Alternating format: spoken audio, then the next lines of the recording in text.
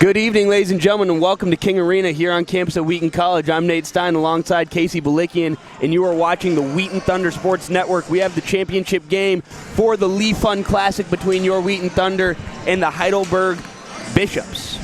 Yeah, this is a team in the Heidelberg Bishops that, they're here to speed the game up.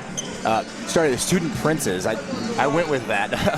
Anyway, the Student Princes are here to speed the game up, and that's kind of their game. We saw that against Bethel last night, Nate. They really just want it. They want to press you full court. They want to mix up defensive looks. They run this matchup zone kind of thing, and it's something that potentially could cause some problems for Wheaton's young, guard core. But in talking to Coach Panner just now, he said, we're going to get looks if we can take care of the ball. It's whether or not we make them, and I think that's going to be huge tonight. Who can convert on the looks that they're going to get? Both teams kind of have a tendency to break down defensively, and so we'll see who can take advantage. Yeah, Casey, that's a conversation you and I actually had beforehand. A lot of this game is going to hinge on whether Luke Peters and Aston Francis can take care of the ball. It's something that they have struggled with just a little bit through these first couple games that we've seen them. And I think tonight's going to be a great test for this young Wheaton core. Sure. And even more than taking care of the ball, both of those guys average, Francis and Peters average have 4 and 9 turnovers on the season in 2 games thus far. And so more than just limiting those numbers is going to be playing smart. There's a difference between just not turning the ball over and, exposing a defense at its weaknesses. And that's kind of where an average team turns into a great team. And so that's what we're going to look for out of Peters and Francis, especially here as the main 2 guards. And something else to watch, in my opinion, this is a big and athletic Heidelberg team. They have a ton of size. You look at their roster, they have guys 6'8", 6'9", 6'7", 6'6". There's all throughout. I mean, you look at Mike Mason, their starting center, 6'8" junior from Cleveland, St. Edward's High School. Yeah. That's going to be tough for the Thunder to match up with. Obviously, the Thunder do have Mark Champion and Jay Spencer, who are 6'8", but neither of those guys are very big. Yeah. And, I think something you notice, too, is this is a team who didn't graduate any of their leading scorers from last year and who won't again. They don't start. They start one senior, DeAvery Collins is the only senior here. So this is a team that's looking promising going into the future here for the Heidelberg Student Princes. We are just about ready to get things underway, so we'll send our broadcast onto the court for the opening ceremonies, national anthem, and the starting lineups. We'll be right back here on the Wheaton Thunder Sports Network after this short break. Championship game of the Lee Fun Classic, where we have Wheaton College going against Heidelberg University. And now would everyone please rise for the playing of the national anthem.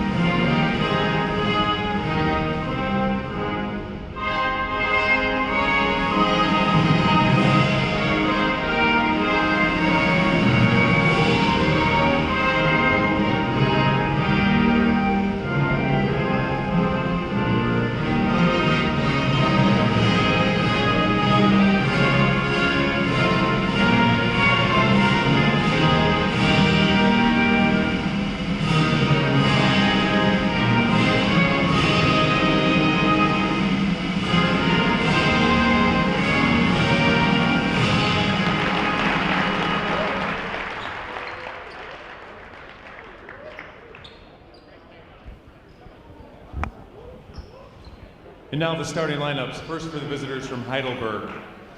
At one guard, a 6'1" junior out of Cincinnati, number 4, Kier Benny. The other guard, a 6-foot senior out of Columbus, number 13, DeAvery Collins. At 1 forward, a 6'5" sophomore out of Cleveland, number 23, Myron Pruitt.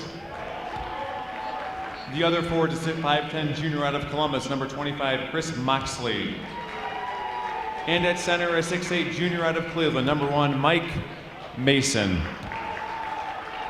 Heidelberg is coached by Andy Buhide, who's assisted by Brian Wycliffe and Rob Metry. And now, Wheaton College fans, on your feet, the starting lineup for your Wheaton College Thunder. At one guard, a 6'1" sophomore out of Tyler, Texas, number 1, Aston Francis. The other guard is a 6'3" sophomore out of Medina, Ohio, number 2, Luke Peters. At 1'4", a 6'5" sophomore out of Maitland, Florida, number 13, Kobe Eichelberger. The other forward is 6'3", junior out of New Trier High School, number 22, Ricky Samuelson. And at center for the Thunder, a 6'6" sophomore out of Fairfax Station, number 32, the President, Reagan Jones. Wheaton College is coached by Mike Schauer, who's assisted by John Panner and Kyle Keck. And we are back here at King Arena. Once again, I'm Nate Stein alongside Casey Balikian, and you're watching the Wheaton Thunder Sports Network. Going to real quick run through the starting lineups. It's the usual guys that we've seen out of the Thunder thus far in the season. For Heidelberg, it's number 1, Mike Mason, number 4, Kier Benny, number 13, DeAvery Collins, number 23, Myron Pruitt, and number 25, Chris Moxley. Yeah, I mean, when you look at Wheaton's advantage, normally it's athleticism and not quite as much size. But here tonight, they might have a team that's more athletic than them on the floor against them, and that might neutralize some of the advantage that they normally see. So we'll see how Wheaton plays as, in my mind, true underdogs in this game. But it's going to be an interesting one, Nate. And something interesting right off the bat, 6'8" Mike Mason is not taking the jump ball. It will be 6'5" Myron Pruitt. And I mean, watching him in warm-ups, you know why. That boy can fly. Yeah, he can.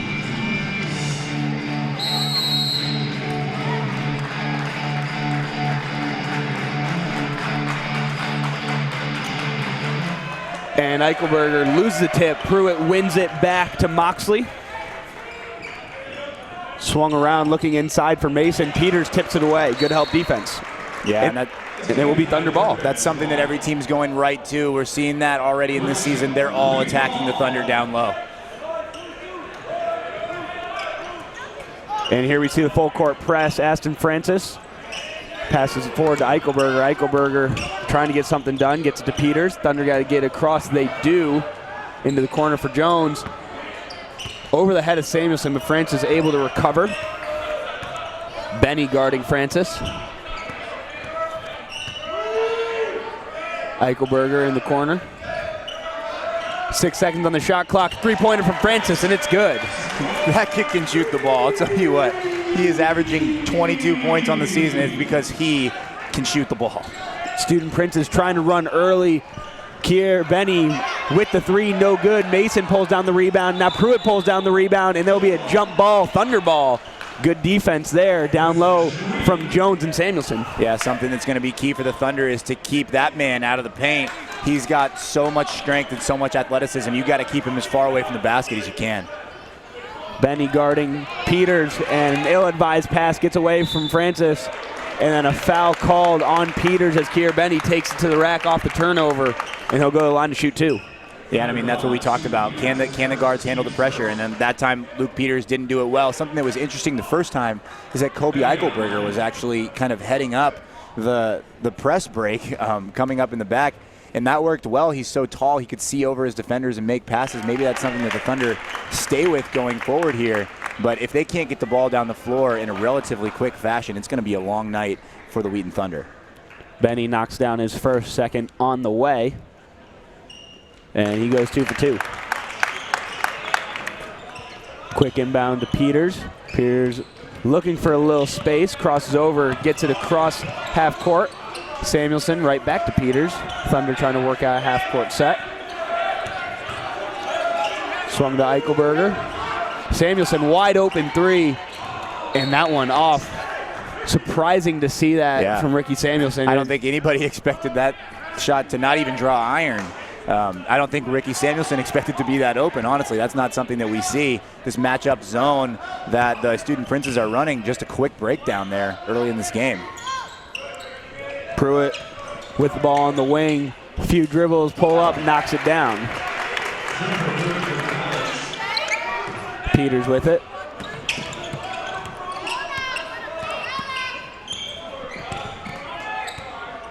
Gets across half court.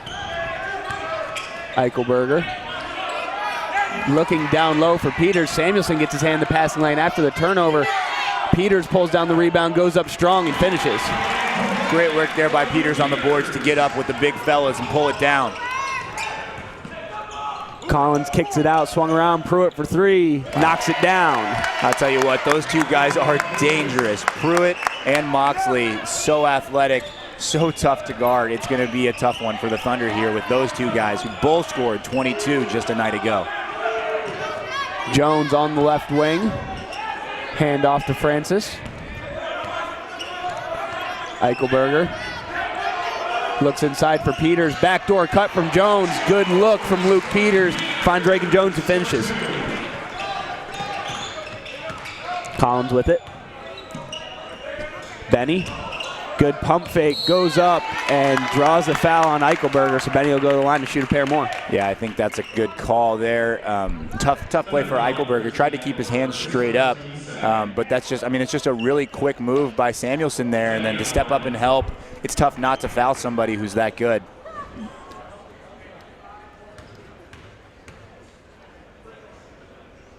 First one from Benny finds bottom of the net, and we will see wholesale substitution here. Obviously, Benny will stay in, but this is going to be interesting, similar to the to what we see twice a year, every year in conference with North Central. Yeah, on the ladies' side, they play that Grinnell-style offense at North Central. 5 in, 5 out. Something similar here, not quite the same, but definitely trying to maintain fresh legs is Coach Bucket, or Buckheit, over there on the Heidelberg bench. Francis in some trouble, gets it to Samuelson, ahead to Peters. Now the Thunder with numbers, 3-on-2. Peters taking it all the way and gets blocked at the rim. That was Prince Benson getting the block. Swung out to Schuler. Schuler in the corner for three, knocks it down.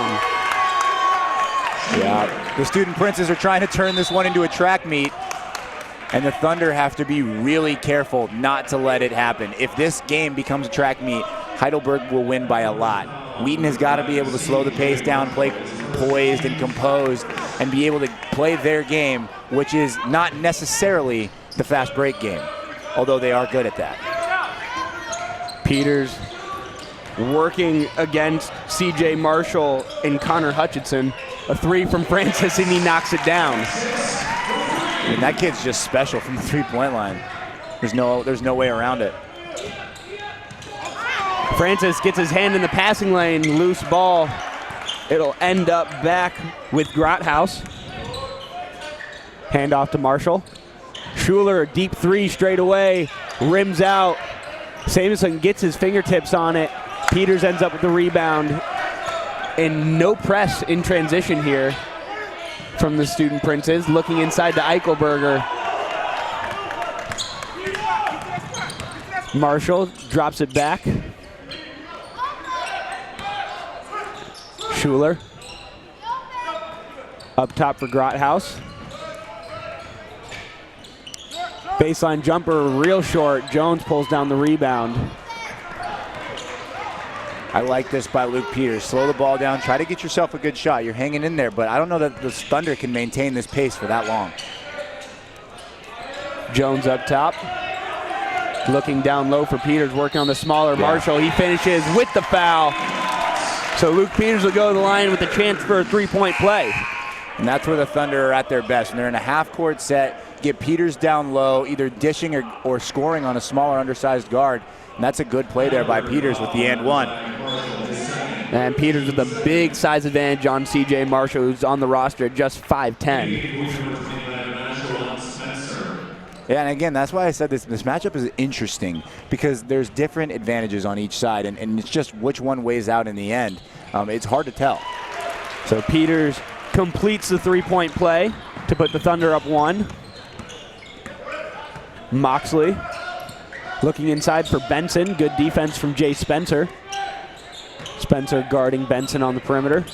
Up top for Schuler. Grothaus. Samuelson staying right on him. Up top, Schuler swung around. And Benson, just bigger than Peters, goes up over the top of him after Spencer left him on the help defense. Yeah, a couple breakdowns there on-ball defense led to a wide-open shot down low. And again, that's what's going to happen when you're tired in your legs and you're closing out everywhere. I mean, this team is moving the ball a lot. Francis with it on the right wing. Tries to drive baseline, kicks it out. Spencer for three.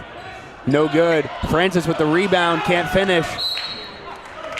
And Spencer loses it out of bounds. We will see Jake Malagan enter the game for the first time tonight. Aston Francis takes a seat. And the starter's back into the game for the Student Princes. You got to figure they're going to try to get Aston Francis as many minutes as he can handle here. He's been really the only source of reliable offense thus far this season, especially with the starters back in the game for the Student Princes. Offensive foul on the moving screen. That one is going to be called on Myron Pruitt, his first of the night.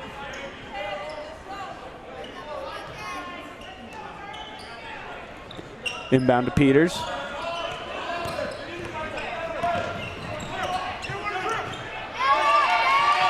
Malagan looking for somewhere to go, finds Samuelson. Samuelson pulls up mid-range, Jay, no good.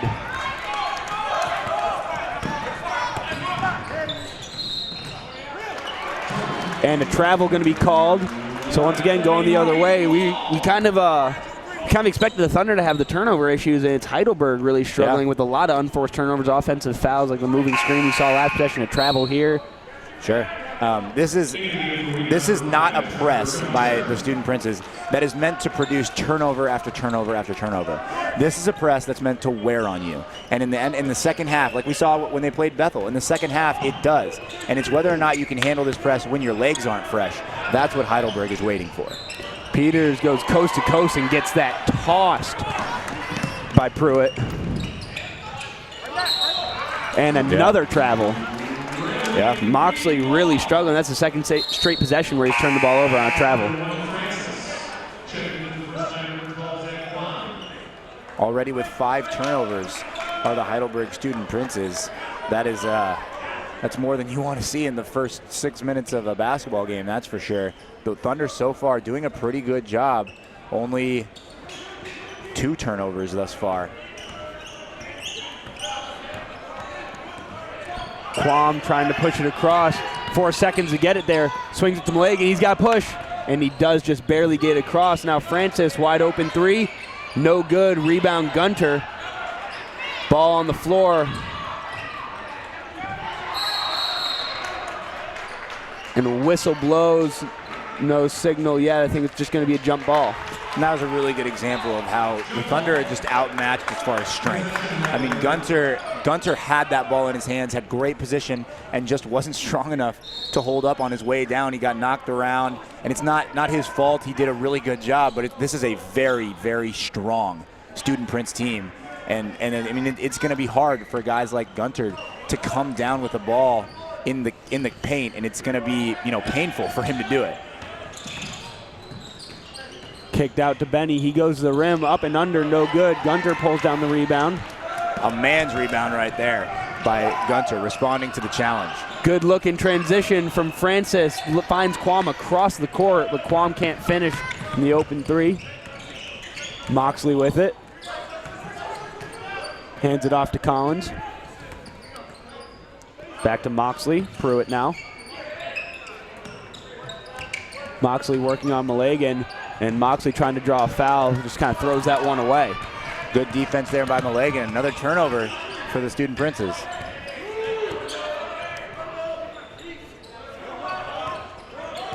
Spencer.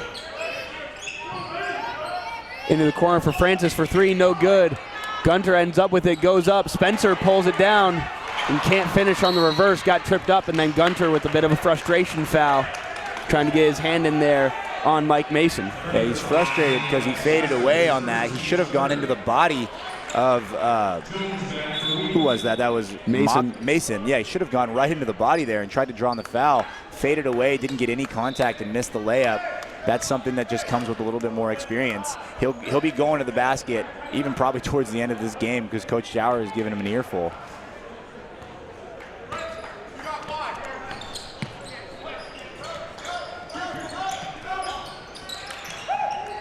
Benson with it. Swings it out to Schuler. Dribble drive down the baseline, and drawing a foul to go to the line will be Kissenberry.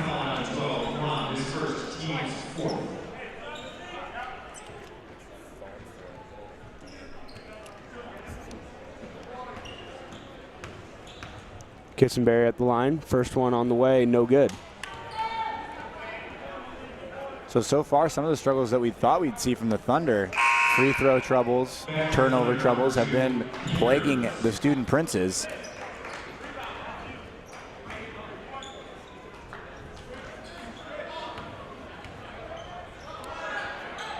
And second one, no good from Kissenberry. He goes 0 for 2 as Malagan pulls down the rebound.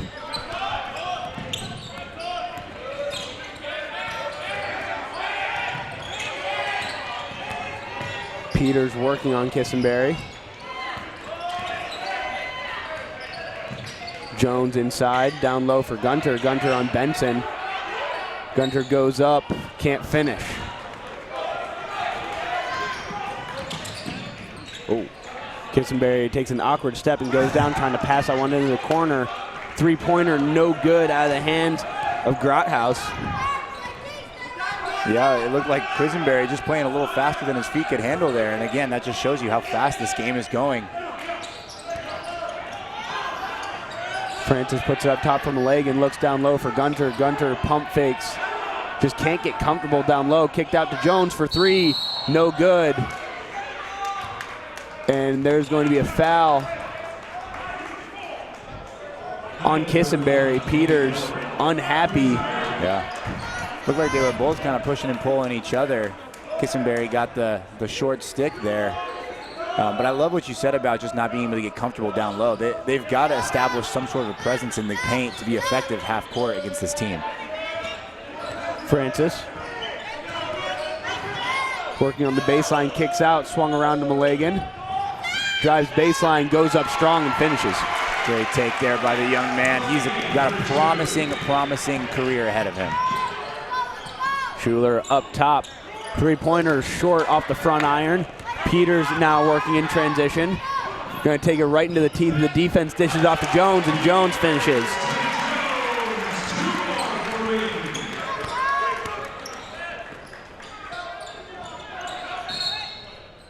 An offensive foul on Benson. It'll be Thunder ball. See right here in the replay, Benson just trying to hook Gunter. Yeah. I mean, the team in black here just shooting themselves in the foot, left and right. That makes it, how many turnovers is that now? That's 6 turnovers in the first half of the first half. I mean, they're on pace for, 24 turnovers here in this game. They had 14 against Bethel. This is not something that the Heidelberg coach wants to see for sure. Peters under fire there. Gets ahead to Samuelson. Takes it across half court. Gets it to Francis. Francis pulls up for a deep 3, knocks it down. In Pruitt's eye.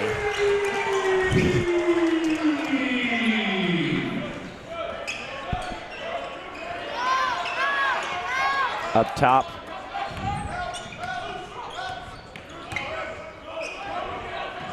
Collins dishes it into the corner. Back up top for Collins. Now near side corner for Benny.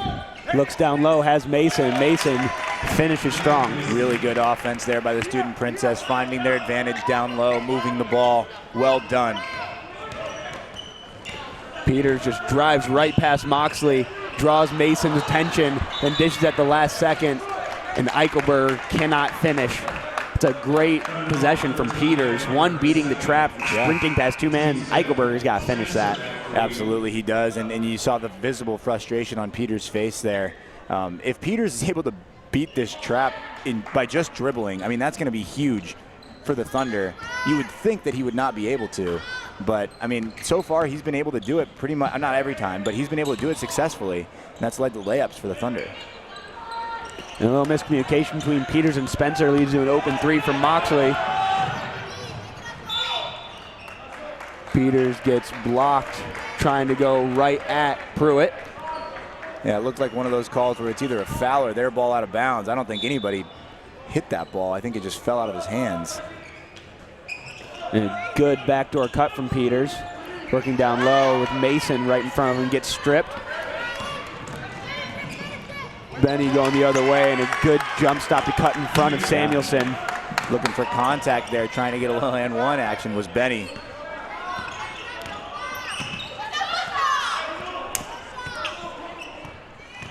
Piers working on Moxley. And I think Moxley's family is right behind us. I think you're right. I turned around and looked at him. That probably wasn't good. And another strip as Francis goes to the hole. And it'll be Thunderball underneath.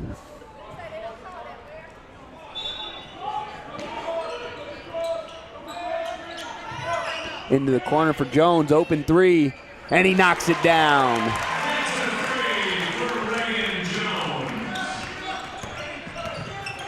Moxley hands it off to Benny. Benny drives in, and Jones with good active hands keeps that ball away from Mike Mason. And the Thunder playing good defense this year. I've actually been pretty impressed in the Benedictine game and in this game here so far. They're not allowing that many points. I mean, Benedictine was a great team and scored, I believe it was in low 80s against the Thunder team. And here tonight, I mean, they're holding this team to a respectable number.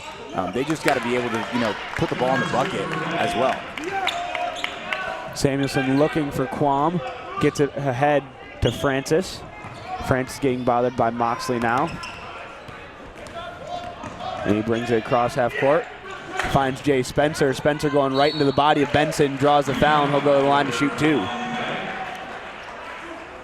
Those cross-court passes have been just money for the Thunder thus far. I mean, that's where you look. When you're getting trapped, the far side corner is always open, but that's a tough pass to make, especially with these kind of athletes all over the court. And thus far, the Thunder have been able to make it, and they're making them pay, hitting their free throws tonight, which is a sight for sore eyes for any Thunder fan. I just knocked on wood in case anybody was wondering.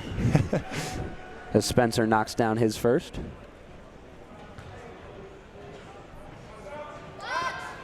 And Spencer knocks down his second.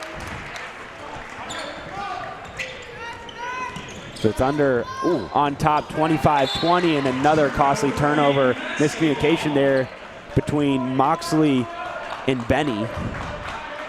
Yeah, an immensely talented team in Blackout here. Just a lot of silly mistakes, like we said, just shooting themselves in the foot. Honestly, as bad as they've played, the fact that they're only 5 points down is a testament to their skill. And speaking of shooting themselves in the foot, Quam steps on the sideline right in front of the Thunder bench trying to find some space out of that trap. So it'll go right back to the Student Princes. Inbound to Benny. Handoff to Collins. Dribble handoff to Moxley. Drives in and draws a foul. And I think it's going to be Quam for reaching in. I mean, that's what you have to do in this defense, is step in there on that fake trap to try to convince the ball handler to get rid of it. But Benny seeing right through that, driving through and drawing the foul. It'll be Student Prince ball underneath. Inbound to Dariano. Swung around, Collins in the corner. Up top for Benny, a deep three. No good. Ariano can't save it. And it'll be Thunder ball. Gunter re-enters as Jones gets a break. We'll see Schuler and Grothaus enter. And now back comes Kissenberry. Yeah, I thought those were really good minutes by Reagan Jones there. I thought he did a lot to help establish the Thunder kind of down in the paint. Even though it wasn't a lot of nitty-gritty stuff, he scored a couple points down there, which is saying something thus far in this game for the Thunder. Peters with a step through on the trap, gets it to Francis, an open three, and he knocks it down. Ashton Francis staying hot from deep. That gives him 9 or 12 points on the night, all of them coming on three-pointers. He's shooting 4 of 6 from deep. And another travel from the Student Princes. It'll be Thunder ball inbound right in front of us. Ashton Francis is a talented basketball player, Nate. At first I thought, maybe he's just a shooter. Maybe he can only drive, but he has not yet shown me a weakness in his game, and he could be someone, even despite his small stature, he could be someone who's a really effective scorer for this team. Yeah, you mentioned stature. Francis 6'1", but a sturdy 190. Yeah. A sophomore transfer from Tyler Junior College in Tyler, Texas. And yeah, like you said, he can do a lot with the ball. He's not just a shooter, far from it. He's a good ball handler. He's got spectacular vision. We've seen him make a couple of passes that look wild going across the court, but he gets them there in a hurry and creates a lot of open looks for his teammates. Yeah, and I mean, on top of all that, too, he's a hustle guy. I mean, we've seen 2 of the most impressive saves thus far in the season from him. And I keep commenting, wow, I'm very impressed that a guy who, you know, is our leading scorer is on the floor like that. But he's turning into quite the leader here in his first season with the Thunder. Yeah, I think he's benefiting from the fact that everybody's keying on Luke Peters. We talked about this yesterday. But Peters struggling a little bit this season because he has everybody's best guy on him. But obviously Luke with 5 points already tonight, he's doing pretty well for himself. Yeah, so far already above his season average. I think he's averaging high 4s, and definitely a frustrating season thus far. And even thus far in this game, he's had a couple things that were frustrating, been blocked a couple times. But that just comes with the territory of being somebody who's going to be keyed on. Is, you know, every big guy is going to know you're coming into the lane, and you got to find a way to work around those hands or make good passes or something. It's not easy though. Peters getting trapped, gets it across to Malagan. Malagan swings it to Francis. And an ill-advised pass from Francis. Peters battles to get it back.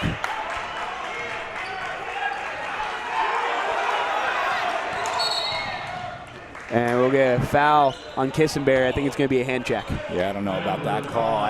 It's becoming more of a part of the game, that, you know, that hand check call. But I don't think I like it. I like a physical basketball game, and that deters a little bit of physicality in the guard play. So Peters will go to the line to shoot a 1-and-1. He knocks down his first, rattles it home.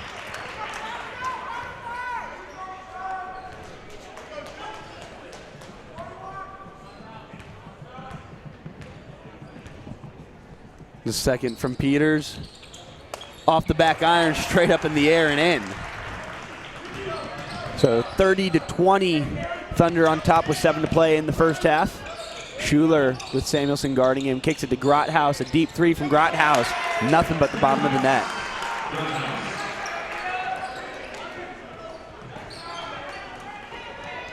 Peters working on Kissenberry, and yeah, that's a blatant carry, and Peters knew it. Kind of ran a swim move over Kissenberry, right here in front of us. If you're a football player, that's a real good move. Little D-end action there for Peters.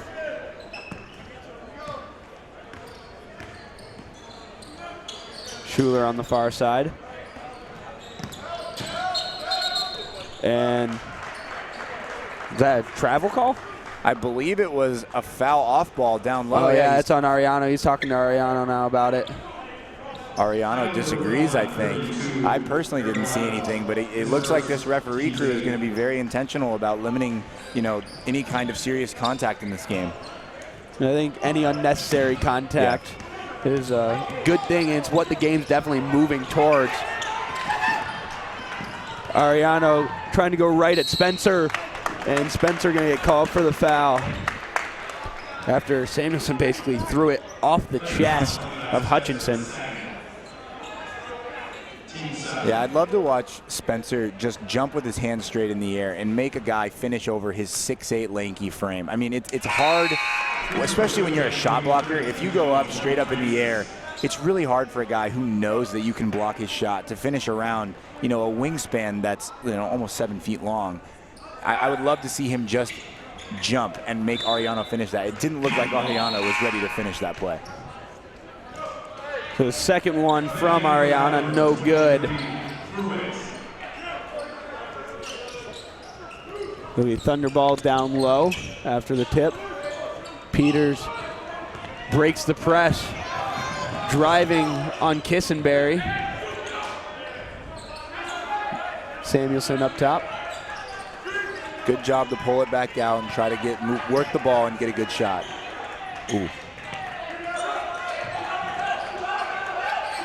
Gunter swings it across to Peters. Samuelson for 3, knocks it down. Samuelson in the face of Grothaus. to make up for that one he missed a little bit earlier. Wheaton has already shot 12 threes in the game, on pace for just an absurd amount of attempts from deep, and that's what's keeping him ahead in this game. Samuelson in the corner, pump fakes, drives, can't finish. Gunter gets the rebound and finishes off the glass.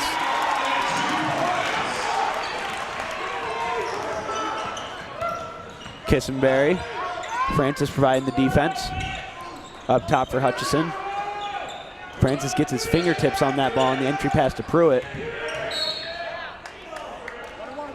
Wow. Again, they're really trying to clean this game up. It looks like these referees are having none of it. Yeah, Jones just gets called for even just a little hand reach in there. Not much contact, but nonetheless, Pruitt will go to the line for 2. Excuse me, for 1 and 1.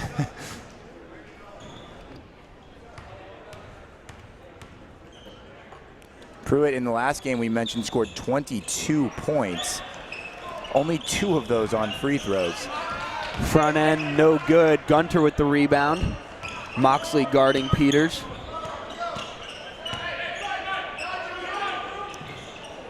Good look down low. Gunter with a nice move. Draws a foul from Mason on the pump fake. Almost finishes, but instead he'll go to the line to shoot a pair.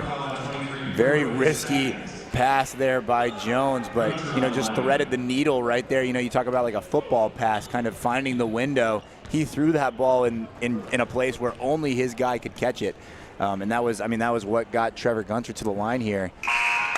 First one from Gunter, no good.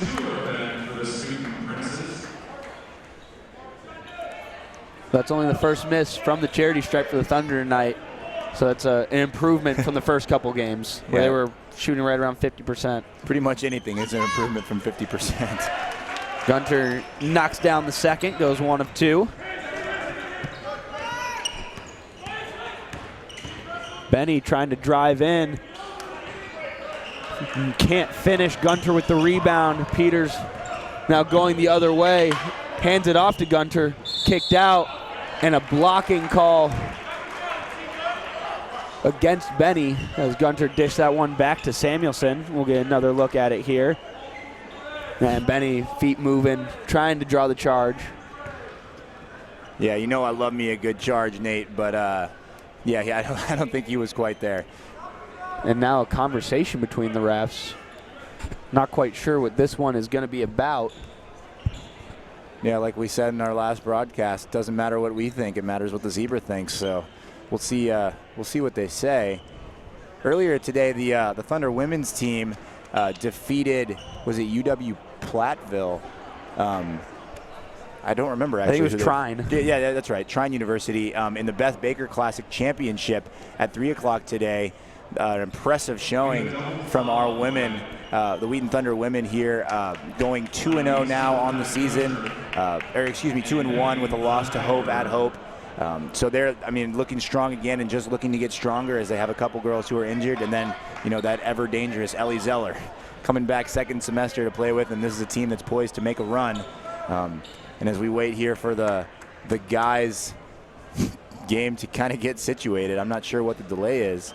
Yeah, I think it's a question about whether it's going to be a 1-and-1 or ball out on the side. The Thunder now in the double bonus shouldn't be 2 shots? I'm not sure what the call. Maybe it was a player control foul. They don't get free throws for that on a charge. But I thought on a block you do, unless it was on the floor.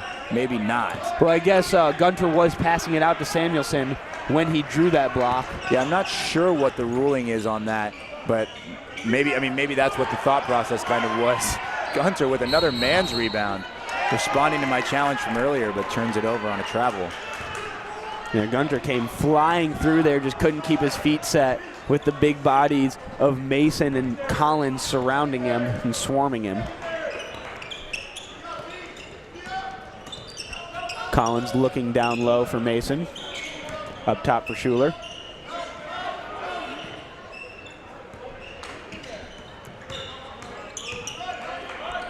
Out for Avery Collins, a floater in the lane, no good. Jones with the rebound, gets it ahead quick.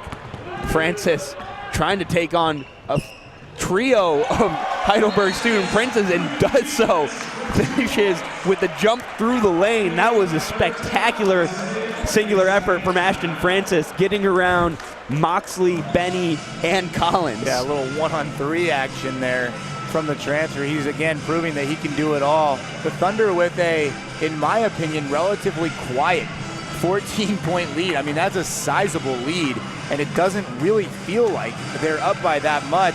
And maybe that's a testament to Heidelberg just kind of not playing any differently because of that. Maybe that's a testament to the fact that it's really just been on a couple huge threes from Francis. Not really a lot of other action going on as Francis with 14 of those 38 points. The other leading scorers besides him, Luke Peters with 7 and Reagan Jones with 7. Yeah, and I mean, honestly, it feels a lot like the game yesterday against Luther. The Thunder were up by 17-19 for most of the first half, but it still felt like a pretty close game throughout. It didn't feel like it, and this is just a kind of a methodical Thunder team.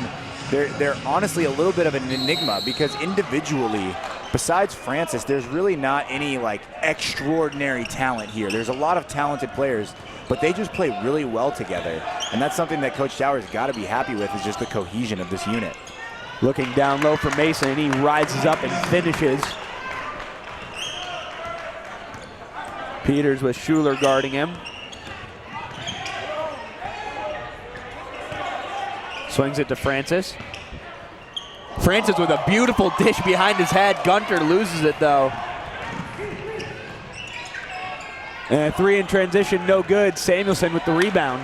That was a little Mike Williams white chocolate action there from Francis. Words cannot describe how impressed I am with Francis in this season. I thought I was going to be disillusioned. I'm not going to lie. I did not go into the season thinking that this guy was getting all the hype, was going to be as good as everyone said he is. He is as advertised, ladies and gentlemen. He is a good basketball player.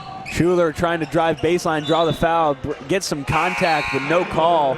And last touch will be off Gunter, so it'll stay Heidelberg ball down low. Gunter's just tenacious on the boards, isn't he? I mean, he comes out of nowhere sometimes. Just absolutely flies through there. Inbounded Benny.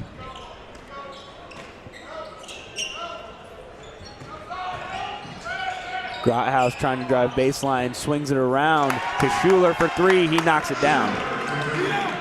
It's something a little surprising. I just realized we have not seen much of Moxley this game. 22 points in the last outing for this team, and he has played 11 of the 18 minutes thus far. Interesting by Coach Bucket there to keep one of his best scorers from last game on the bench. Bad pass from Samuelson leads to a turnover. Benny taking it to the hoop and will finish uncontested.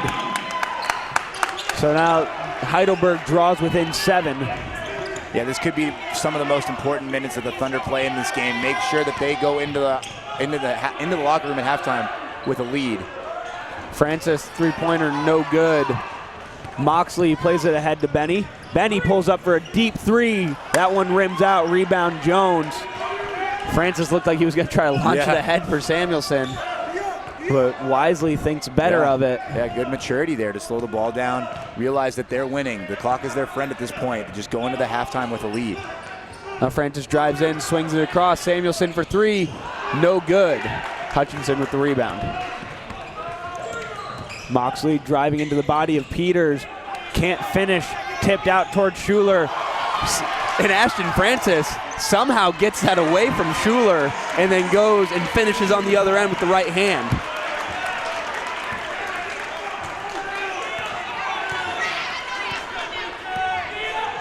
Realizing the mistake I made earlier, I said Moxley hasn't played much. I meant Pruitt. I was going to say you look perplexed. Yeah, thanks for not making me look like a fool there. I trusted you. I thought I hadn't seen Moxley in a few minutes. So I was like, yeah, you're right. We both stand corrected. And here we see that wonderful play from Francis, just tipping that ball away from Schuler and going up and finishing with the strong hand. I mean, man, I wish he could dunk. That would have been great. That would be great. But I am amazed. I do this sometimes when we broadcast the girls' games, and I just ooh and ah over Katie McDaniels and how good she is. I mean, this is the male version of Katie McDaniels right now. I mean, he has 16 points in the first half. That's absurd. He's following that up with 3 rebounds of his own. I mean, no fouls. This guy is the team right now. No turnovers either. Yeah, I mean, this is a guy that has gone from, oh, maybe he'll be kind of a compliment to Luke Peters and, to Reagan Jones and these other guys that we know about, to, well, maybe we should get this guy the ball every single time. And, some of the shots that he's put up, I've been like, wow, that's a bad shot. And then it goes in. And I'm like, this kid is special. And there's so many ways that he can hurt you. I am very impressed, Ashton Francis.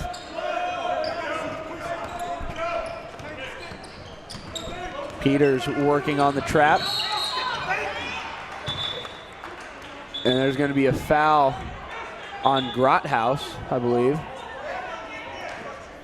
Yeah, I think the Heidelberg fans are looking for an offensive on Luke. Yeah, he's getting dangerously close to that territory. He's pushing off a little bit with that hand, and it just comes to a judgment call. Do you think that he's, the hand is just kind of going with the body, or is the hand pushing the body? Yeah, pushing away as his body goes back.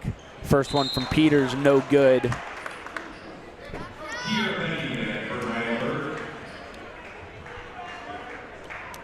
One thing you never want to see from a team, unless your three-point percentage is out of this world, you never want to see a team shooting better from three-point than they are from free throw. And the Thunder have been close a couple times this season. Peters again struggling. Yeah, Peters goes 0 from the charity stripe. Benny trying to drive on Samuelson, pulls it back. Swings it out. Collins looking down low for Grothaus, out to Moxley. 10 seconds on the shot clock. Moxley loses it, and there's going to be a foul called, much to the chagrin of the Wheaton bench. And Coach Schauer has had to take a walk. He's so you see frustrated. That dance right there. He's and then he takes himself. The coat's gone. Wow. That's never good. That doesn't happen often, and when it does, it's not good. Is it bad that I'm already a little frightened for the post-game interview? Seriously, I don't envy that. You have to interview him after this game. It'll be pleasant if they win, but if they lose, more pleasant. Yeah, I guess that's true. But I honestly have to agree with him. There have been some calls in this game that have been questionable, and when you have the kind of team that Wheaton has, you can't afford to get some people into foul trouble. They're assessing a technical now. I'm not sure if it was on Coach Schauer. I think it was. Benny knocks down the first. I remember when I was a player, I always hated it when my coach got a technical foul, especially later in the second half. It was just demoralizing for a team when another team gets 2 points and the ball because your coach, did whatever to get the ref so mad at him that he called a technical foul. I do think that Coach Schauer's anger is justified, but sometimes a coach has just got to simmer down a little bit. The coat's back on. All right, there he is. He's simmering down.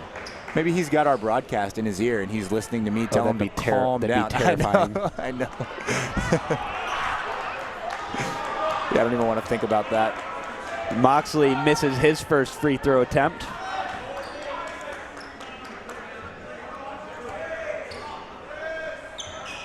And his second is also no good as Peters pulls down the rebound.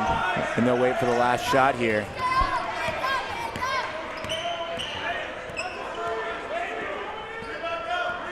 Ten on the clock, running down. Peters looks inside for Francis, 5 seconds, 4, 3. Step back three-pointer, no good. And that will take us to the end of the first half. After 20 minutes, the Wheaton Thunder 40, the Heidelberg Student Princes 33. We're going to take a quick break for halftime. Stick with us here for the second half of action after this on the Wheaton Thunder Sports Network.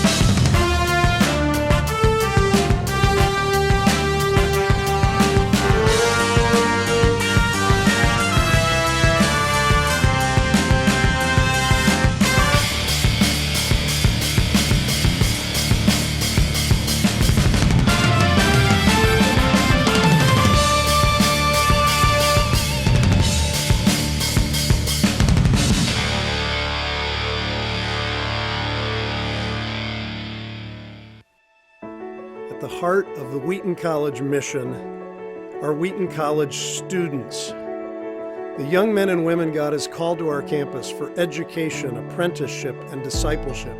Students whose minds and hearts the living Christ has entrusted us to prepare for kingdom service that transforms the world.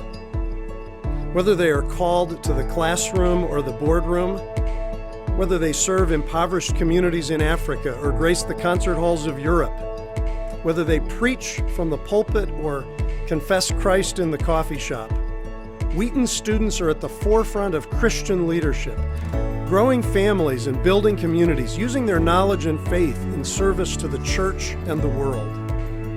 Today's Wheaton students stand on the shoulders of many faithful servants who have gone before, a great cloud of witnesses whose testimonies challenge us all to give the love of Jesus Christ to a world with needs that will not wait. Now I invite you to join us in a comprehensive campaign to make every student's Wheaton education more remarkable, more relevant, and more reachable, not only today, but also for generations to come. When you join us in supporting Wheaton's From the Heart for the Kingdom capital campaign, you invest in a liberal arts education that is rare and precious. Together we will build on our commitment to academic excellence, grounded in the person and work of Jesus Christ, carried out in state-of-the-art facilities and encompassing the full spectrum of the arts and sciences. Together we will empower each student to articulate a clear biblical and personal understanding of vocation, providing the tools that kingdom servants need to fulfill their God-given callings. We will expand student access to diverse and deeply enriching learning opportunities on campus and beyond, preparing them to address the complexities of a globally connected world. Together, we will enable students of all social, racial, economic, and geographic backgrounds to flourish by keeping a Wheaton College education affordable and providing not only a warm welcome, but also a true home for every qualified Christian student. Now, more than ever, Wheaton College depends on you, loyal alumni, parents, and friends, to support the capacious vision of learning for all of life that is at the heart of Christian liberal arts education. This rare and precious endeavor requires extraordinary engagement from kingdom-minded Christians who champion Wheaton's mission to prepare young leaders who have a passionate commitment to live from the heart for the kingdom.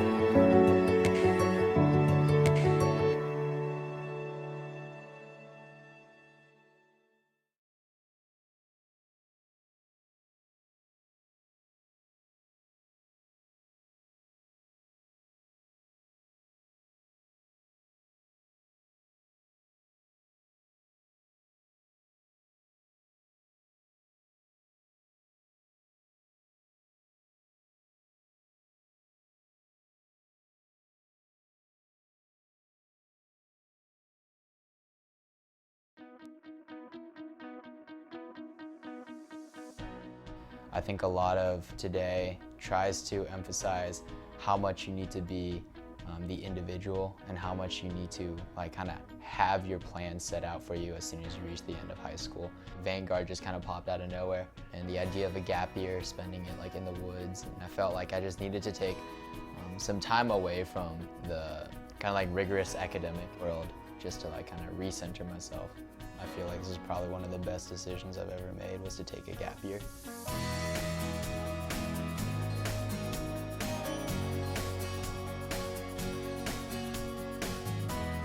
For me, going right to college was really kind of a scary thought because I didn't know what I wanted to major in, what I wanted to do. So taking a gap year was a really good chance for me to just grow and mature a little more before going to college.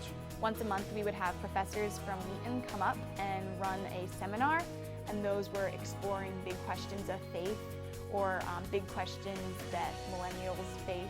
Also, just the Vanguard community itself is really tight, and like we became kind of like a family. I'm very thankful for these people who are willing to push me, but just care for me so deeply, and definitely I think something unique to this place, to Honey Rock, and to Vanguard as a program. Basically the whole year was one immersion trip, being here in the Northwoods and interacting with the local community here. Another was going to the Dominican Republic. It was learning and delving deeper into my faith, but without grades and without this pressure that I've always felt to perform. And I think having the opportunity to learn in such an intimate setting has influenced me in a really positive way. I think what Vanguard does is it helps you to really discover your true potential and help you to kind of define your own calling.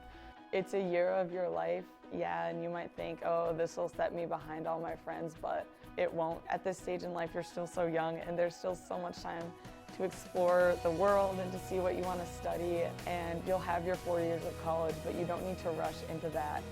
The person I am now compared to the person at the beginning is different in a lot of ways, but probably one of the most important ways would just be less anxiety about the future and more of just like present-mindedness and openness to what God is doing and like what His plan is from here. Yeah, I definitely think looking back on it, taking a gap year and doing Vanguard was the best decision of my life.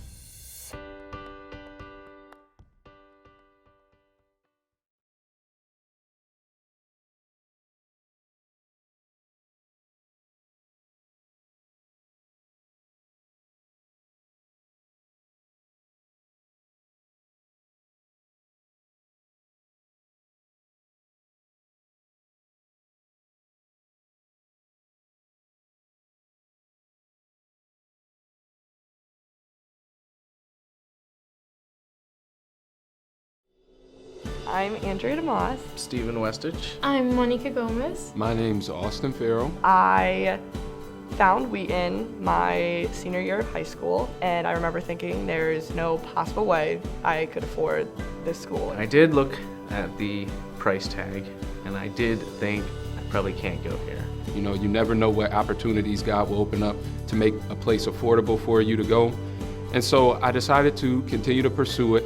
I received my acceptance letter and I cried when that day.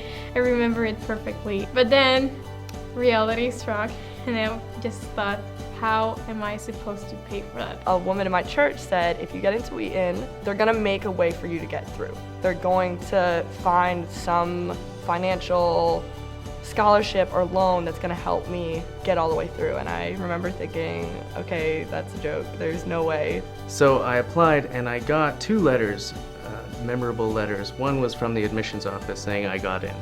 And I thought, that's brilliant. But the more important letter was the one I got from the financial aid department that said, "You got in, but you can come." My dad is a pastor full-time, so we didn't really have the capacity to pay for that.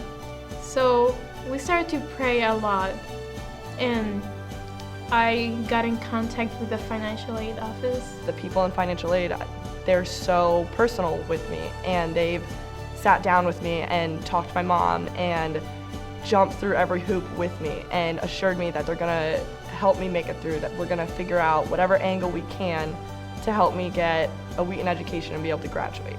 I ended up getting enough help from Wheaton to actually attend and go to this school, which was amazing for me.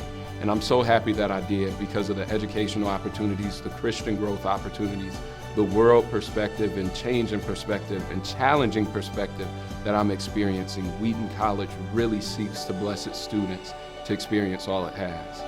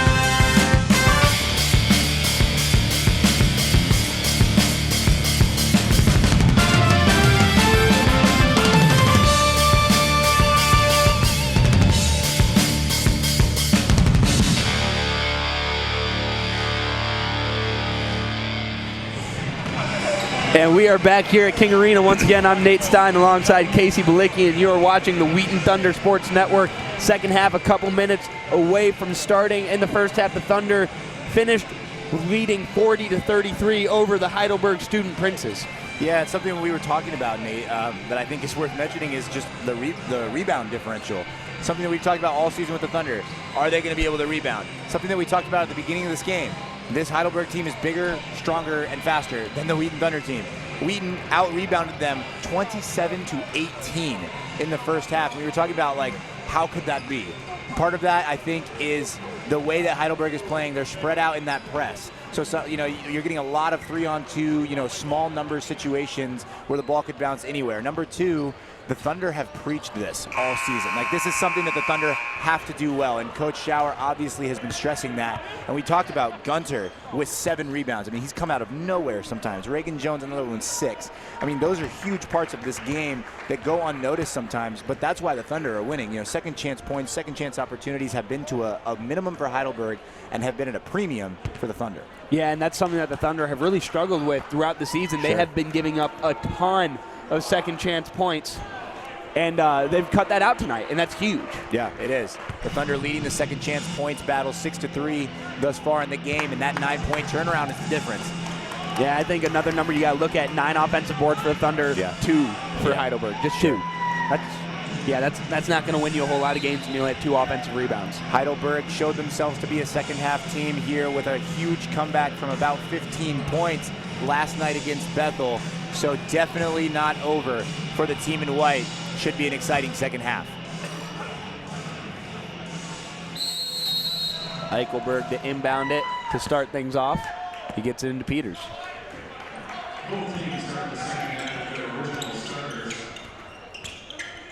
Moxley guarding Peters.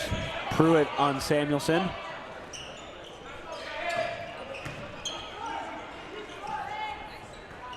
Francis pulls up for a straightaway 3, knocks it down.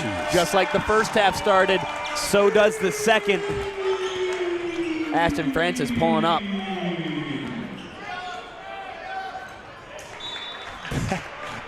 That is mind-bogglingly good. The kid balls. I'm just going to leave it at that. 5 for 9 on the night, shooting 55% from 3 with 19 points is Ashton Francis. Decent. Not bad. Benny trying to go right back at him with a deep three of his own. Rebound gets tipped away from Samuelson. Benny trying to take it in on Jones, and Jones going to get called for the foul, and Benny will go to the line for 2. Yeah, and something that we might have to look out for a little bit in this game is going to be foul trouble. Kobe Eichelberger with 2. Spencer with 2. That's Jones' second. Jones now with 2. I mean, that's the Thunder size. All of the Thunder size is in foul trouble, and so, well, potentially in foul trouble. So that's something to watch. On the other side, you've got, I mean, as we said, Pruitt played, what was it, 9 minutes in the first half because he got 2 quick fouls. Also with 2 fouls is Benson. Also with 2 fouls is Marshall. I mean, these are stats to watch as a game like this that's moving so quickly starts to progress. Benny goes 2 for 2 from the charity stripe.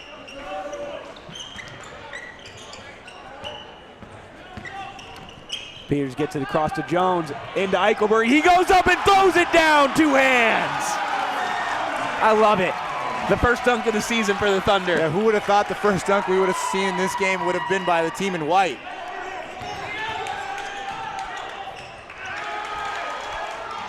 Three-pointer in the corner on the second chance, no good. Rebound pulled down by Pruitt, but he steps out of bounds. And it'll be Thunder ball. The Thunder feeling it right now. We're going to see this dunk again. And Eichelberger all alone goes up. Almost jumped out of range of the rim. I absolutely thought that Pruitt was going to be the first one to dunk the ball in this game. And Eichelberger looking for another one. Another Jones to Eichelberger potential dunk. Oh, that was Peters. Dang. And he goes up, and Mason fouls him to keep him from putting that one down. Oh, man, what if Kobe put Mason on a poster right there? I might have left. I might have just gone home and left you. Ladies and gentlemen, you heard it here first. If Kobe Eichelberger dunks again, I will be completing the broadcast on my own. No, not if he dunks again. If he dunks on Mike Mason. Okay. That's probably less likely. Mike Mason, for those of you keeping score at home, is a 6'8 junior. He was probably about 250. Yeah, weighing in at around 250, 260. I mean, that's a big, big boy. He's strong, too. Yeah, he is. Inside for Collins. Swung out. Passed around Pruitt for 3. That one no good. Rebound Eichelberg, and he just about gets clotheslined by Pruitt. And that's going to be Pruitt's third. They're too aggressive there by Pruitt. I mean, this shot's not close, and he knew it, so he got a jump on that rebound. But, yeah, just way too aggressive. Kobe Eichelberger doing a really good job. And immediately Pruitt will go find a spot on the bench.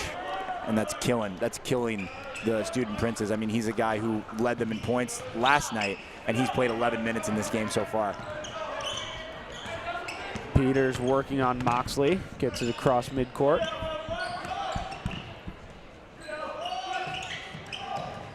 Francis got tangled up with Benny for a second. Swings it through to Samuelson. Hutchinson on Samuelson. Eichelberger up top.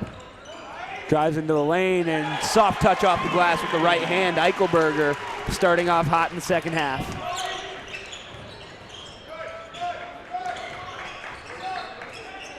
Hutchinson up top. Looking in to be Avery Collins. Intercepted by Jones.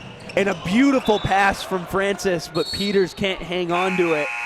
Yeah, I think Peters thought that ball was meant for, who's that in front Reagan of him? Jones. Reagan Jones. Yeah, I think Peters thought it was not for him. Just went right through his hands. A tough pass to catch. Yeah, it's a laser beam from Francis. Yeah. Great look.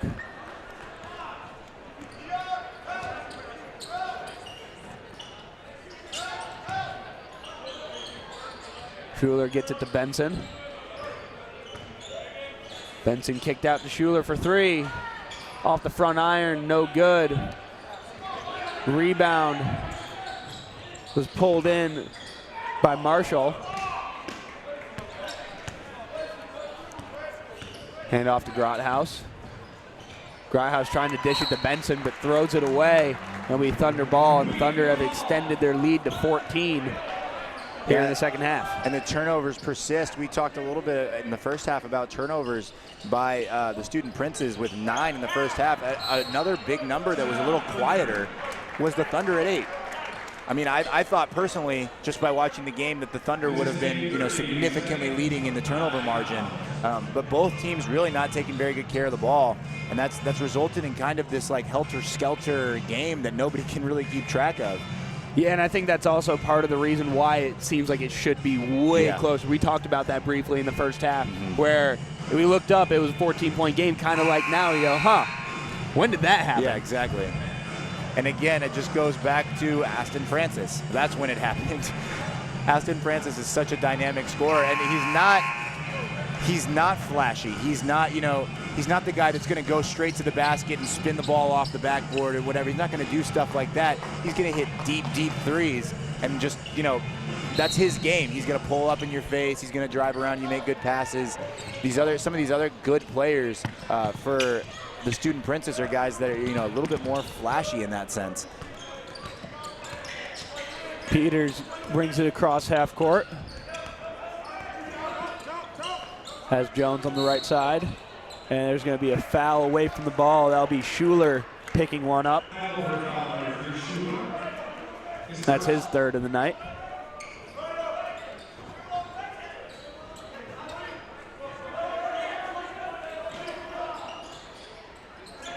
Peters looking for Jones, gets him on the inbounds, into the corner.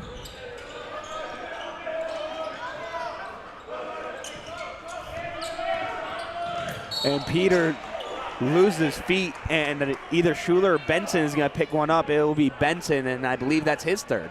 Yeah, let's take a look at this here. I don't know that I think that was a foul. But, I mean, definitely foul trouble is going to be something we're going to have to watch in this game, Nate. I mean, these refs are really calling a tight one. And another one there. Yeah, and this time I believe. Thinking it was a legal screen. Yeah, it's on Eichelberger. That's his third. And immediately he'll get yanked in favor of Jay Spencer.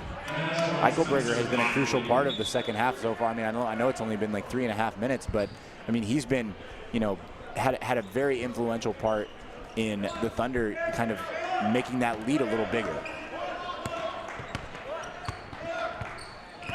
Marshall with it.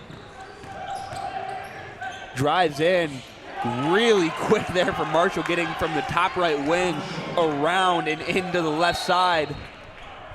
Yeah, you kind of blink and that was in the bucket. That was a very quick move. And there's going to be a technical foul called on C.J. Marshall now. I'm not sure. That also happened in the blink of an eye. Or it might be on it's on Grothaus, not Marshall. This is the second technical foul that's been assessed in this game, and I don't know what this one's for either. What comes to my mind is I don't know if this is a technical foul, but I know you're not allowed to reach across the plane when a guy is throwing the ball in. It seems like that shouldn't be a technical foul. Maybe he also said something. Really no way for us to figure that out. Yeah, if we have a replay, might give us some clue. As Samuelson knocks down. And we're hearing from the men upstairs that we do not have a replay, so sorry to get your hopes up there. But just a quick shout out here to Sunrise Communications. They put together quite a day for the Wheaton Thunder Athletics, broadcasting the football team who put down Huntington earlier today. In an impressive victory, the football team will go to North Central next weekend to play in a CCIW matchup in the Sweet 16 of the football national tournament. And Sunrise has been right there.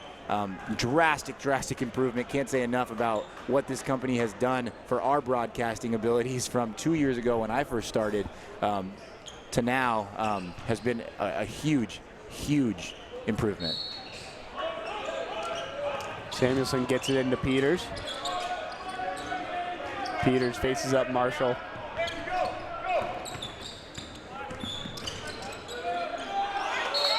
And there's going to be a jump ball. It will be Heidelberg ball.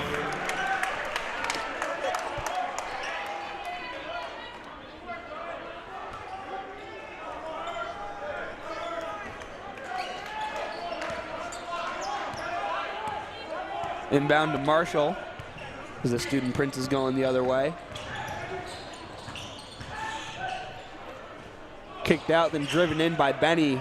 Gunter tries to pull down the rebound. It rolls off Benny's leg and out of bounds. The Thunder regain possession without any damage done. Yeah, again, just kind of a sloppy game with a lot of turnovers going on in front of us here. Peters working on Marshall, and there finally the call happens. Yeah. Peters was kind of flirting with that call the whole way through this game, and I think this is the right call. Yeah, Peters slows down as his arm extends. If he keeps going into the body of Marshall, I don't think he gets called for that, but the fact that he stopped and kind of accentuated that extension. Yeah, Marshall did a good job selling that as well, kind of throwing his arms up. Swung into the corner, and a travel on Benny. And Benny has been called for that travel, I want to say 4 or 5 times.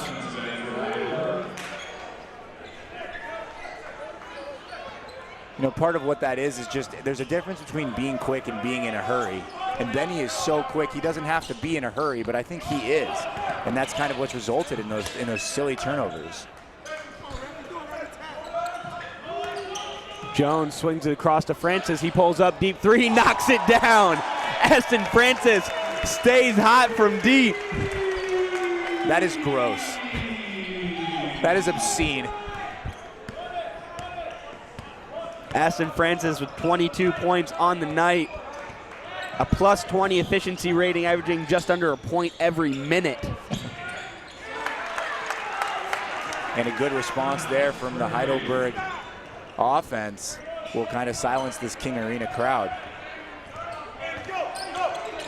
Peters with Grothaus coming forward to double him. Swung across to Samuelson into the corner. Jones for 3. That one just rims out, and Hutchinson pulls down the board. The Thunder have found a really effective way of beating that press. They're getting a guy in the middle when the guard goes and jumps that press. They're really finding a good way to get numbers on the other end. And a travel on Grothaus.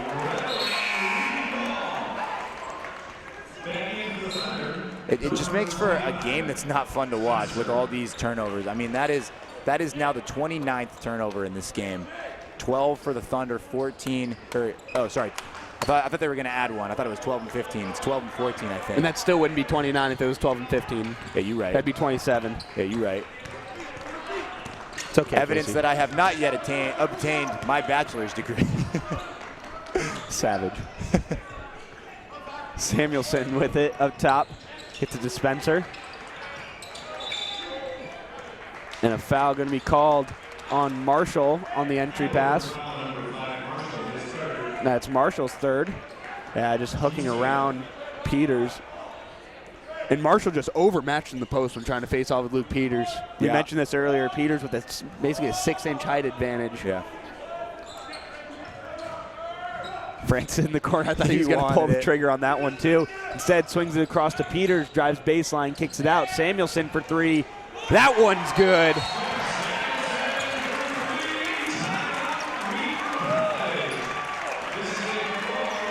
And the Thunder have extended their lead to 16 points as we get a timeout. And they've shot 19 threes on this game. That is a lot of threes. Even if you're a shooting team, I mean, we're talking about a lot of threes, and it's all. I mean, we have 14 minutes left to go in this game. The Thunder are really living off a 3 here, and you know what they say: defense travels, shots don't always. And this could be something that the Thunder need to be a little bit less dependent on. Is these huge 3-point shots, because it's not always going to fall. You know, you live and die by the 3. That's the old adage. Tonight they're living by it. Yeah. Yes, they are. You mentioned 9 and 19. That's actually shooting better from deep than just everywhere on the field. Yeah, that's not necessarily a good thing. If you're shooting 43% from 2 and 47% from 3, you probably should work on your 2-point average a little bit. And I think what that is it shows that the Thunder are getting a little bit nervous when they're down low with these bigger, stronger players. And luckily, Heidelberg plays this fast-paced game, running up and down. Their big guys aren't always down in that paint, down low. And so the Wheaton Thunder have had a little bit more leeway down there. But, you know, going into the future, this is something that the Thunder are going to have to deal with, and I think Eichelberger and Reagan Jones are the key to that. They've really done a good job establishing themselves down low. I'd love to see Jay Spencer get involved in that. I'd love to see Trevor Gunter keep progressing towards that. We talked about how good of a rebounder he's been. He's got to keep progressing for this team to be capable of playing in the CCIW competitively. Marshall bringing the ball up for the Student Princes. Swings it across to Pruitt. Pruitt for three. That one rims out. Rebound Peters.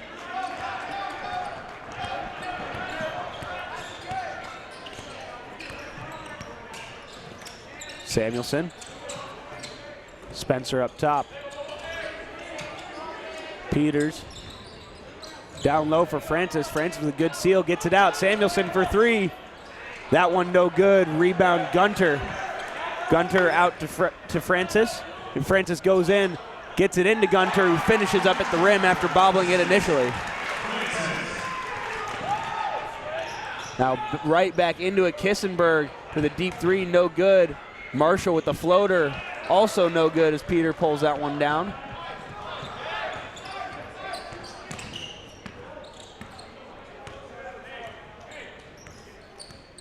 Peters slowing things up. 13 to play in the game. Thunder sitting comfortably ahead by 18. Samuelson on the far side. Spencer working down low on Pruitt. Tries to seal and goes up, but that one no good. Rebound DeAvery Collins. Marshall finds Kissenberg cutting back door. Collins swings it up to Grothaus. Grothaus floater in the lane, no good. Rebound Spencer. And Spencer, just a little lackadaisical there. Thought he could just kind of flip it to Peters, but saw Marshall at the last second and shuffled his feet to try to get that one away. Gets called for the travel. Yeah, as a player, that's just so annoying. When there's somebody like, who was that? That was Mason, I think. No. Who was that was pressuring the ball? Marshall. Marshall was pressuring the ball, and it's just so annoying when you get a rebound and you just want to get it to your point guard and run down the floor, and somebody's being, like a little mosquito like that. And Marshall, yeah, good on you. That's good defense, but it's frustrating if you're Jay Spencer. Just get out of my way and let me run down the floor. Collins driving into the lane, goes up with the left hand and finishes after the spin. Good move there from the senior out of Columbus.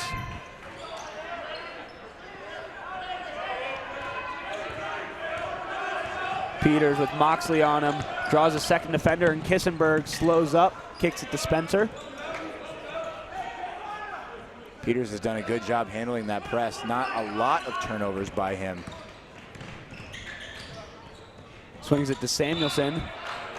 And then a foul on Kissenberg trying to keep. And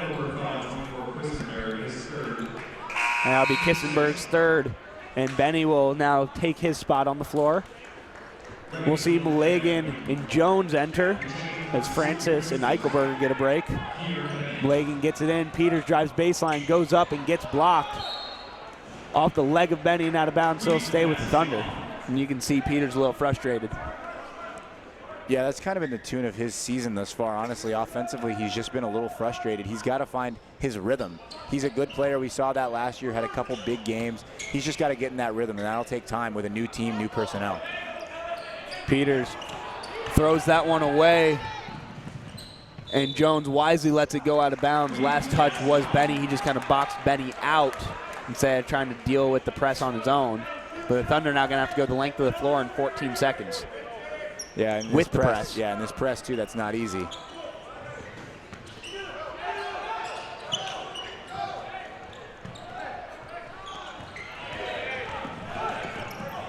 Six seconds on the shot clock.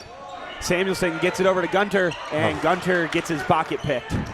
Ariano taking that one away. Collins driving into the lane, and once again finishes with that floater. Yeah, Collins is starting to take over a little bit. We've seen him go right to the basket the last couple times. He's scored.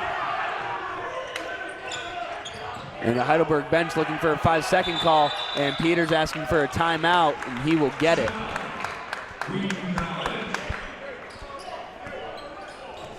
So a 14-point game, a game that is definitely not over, Nate.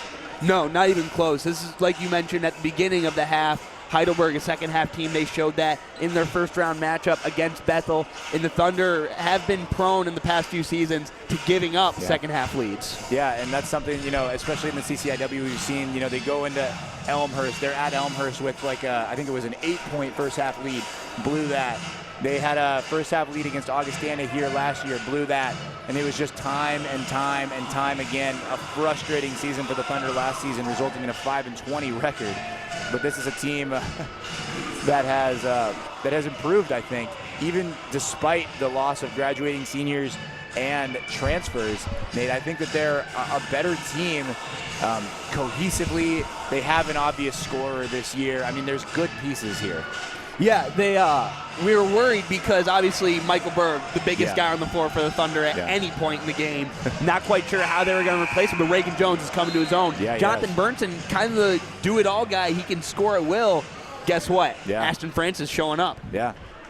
And Ashton Francis really has established himself early in the season as the go-to scorer. Johnny Burnson last year took a little while to kind of establish himself as that go-to guy. And so I think that's valuable for the Thunder to kind of know who they are right away. And a good help side move from Eichelberg, kind of sliding in behind that. It looked like that ball was thrown away, but Eichelberg was able to sit there and help break the press. 10 seconds on the shot clock. Francis gets tangled up, swings it through to Peters, out to Eichelberger. 5 seconds. Malagan, good pump fake, pulls up. That one way short. Rebound Benny. Moxley pushing ahead. Hands off to Collins. Pruitt looking into Ariano. Ariano kicks it out into the corner for Benny. Corner three, knocks it down. A very poor defensive possession there by Ashton Francis. Lost his man twice and made him pay. Luckily, he's their leading scorer, so you can kind of let that slide. Malagan gets it ahead to Eichelberger. Gets it to Jones. Jones goes up and finishes. That's the kind of thing where you just want Jones to give the people what they want. Throw that ball down. Yeah. With Ariano on the help side right there, it's tough. And a good answer from DeAvery Collins. Knocks down the three right away, and the Student Princes are within 10. What was once 18, Nate, is now 10. You're exactly right. That lead can go away quickly when the game is going this fast. Peters looking for somewhere to go, finds Francis, step back three. Oh my! Are you kidding me? Are you kidding me? This has to be some sort of a fantasy. Ashton Francis is now 7 for 11, shooting 63% from deep. 18 of his 25 points from deep. There are no words. That one wasn't just he came up a screen, it was an open look. He had that ball inside the arc, took a couple dribbles, stepped back, and put that, I think, Benny's eye. It was one of those things where he was like, oh, they're coming back. Maybe I should start scoring again. I mean, it looked like he was that in control of what's going on. Like he's playing kind of team basketball because he thinks that's a good thing. But by the time it really gets down to it, he just says, no, I'm going to win the game. And I mean, that honestly, it is what he's doing. I mean, he has what percentage of their points? I mean, almost over a third of their points are, attributable to Ashton Francis. I mean, he is the whole team right now, and that's good in some ways and not good in others. Looking for Mike Mason down low. He gets fouled, and he'll go to the line to shoot a pair. Not exactly the answer the Thunder were looking for there. With all the momentum, they would have liked to just kind of get going on offense again. Good job there by Mason, I think, to slow the game down, get to the free throw line, possibly get 2 points back on the board. First one from Mason is good. This is the first time we've seen Mason, I think, in the second half. Yeah, I mean, again, like I said, there's been some kind of interesting personnel decisions by Coach Bucket. He has only played his leading scorer from the game last night, Pruitt, 16 minutes out of the 31 thus far, not almost half the game. One of his best players from last night has been sitting on the bench. Samuelson slows things up, gets it to Quam. Quam's got to push across half court, and he does. Finds some space, gets into the lane. Jones looking for Eichelberger, but throws it to Spencer on the bench.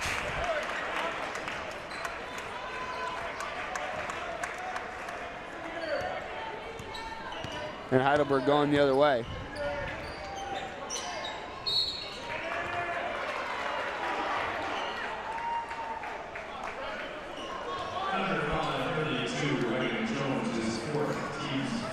And Jones picks up his 4th. That's not a good sign for the big man. No, Gunter coming back in, but Gunter himself, only with 1. Jones with 4, Spencer with 2, Eichelberger with 3. And Benny finishes with the contact to the line to try to finish the 3-point play. Just going up strong. Or pardon me, he'll go to the line to shoot 2. Yeah, my mistake. Samuelson not happy with that foul. But again, I mean, this is a ref crew that's been consistent. Whether or not you think they've been consistently good or consistently bad, they have been consistent. Yeah, quick whistle night, but they have been doing that both ways. They're not favoring either team. Nobody's gaining an advantage from it. Sure. And Benny makes the first but misses the second. And it'll be a foul on Benson. And I think that... No, on Gunter, I think. A foul on Gunter. Oh, I thought he was pointing at Benson. Yeah, so did I. But then Benson went to the free throw line. That was really confusing. Yeah. I mean, it just fits right into what you were saying, Nate. You know, it's been a quick whistle night. Nobody's had a particular advantage from it, but it has been a quick whistle night. Something that's led to a probably fortunate break for this Thunder team, who's not used to playing as fast as the Heidelberg team wants to play. The Benson goes 1 of 2, and Gunter pulls down the board there. And Heidelberg has drawn this lead to 9 points. Quam gets across midcourt, finds Francis.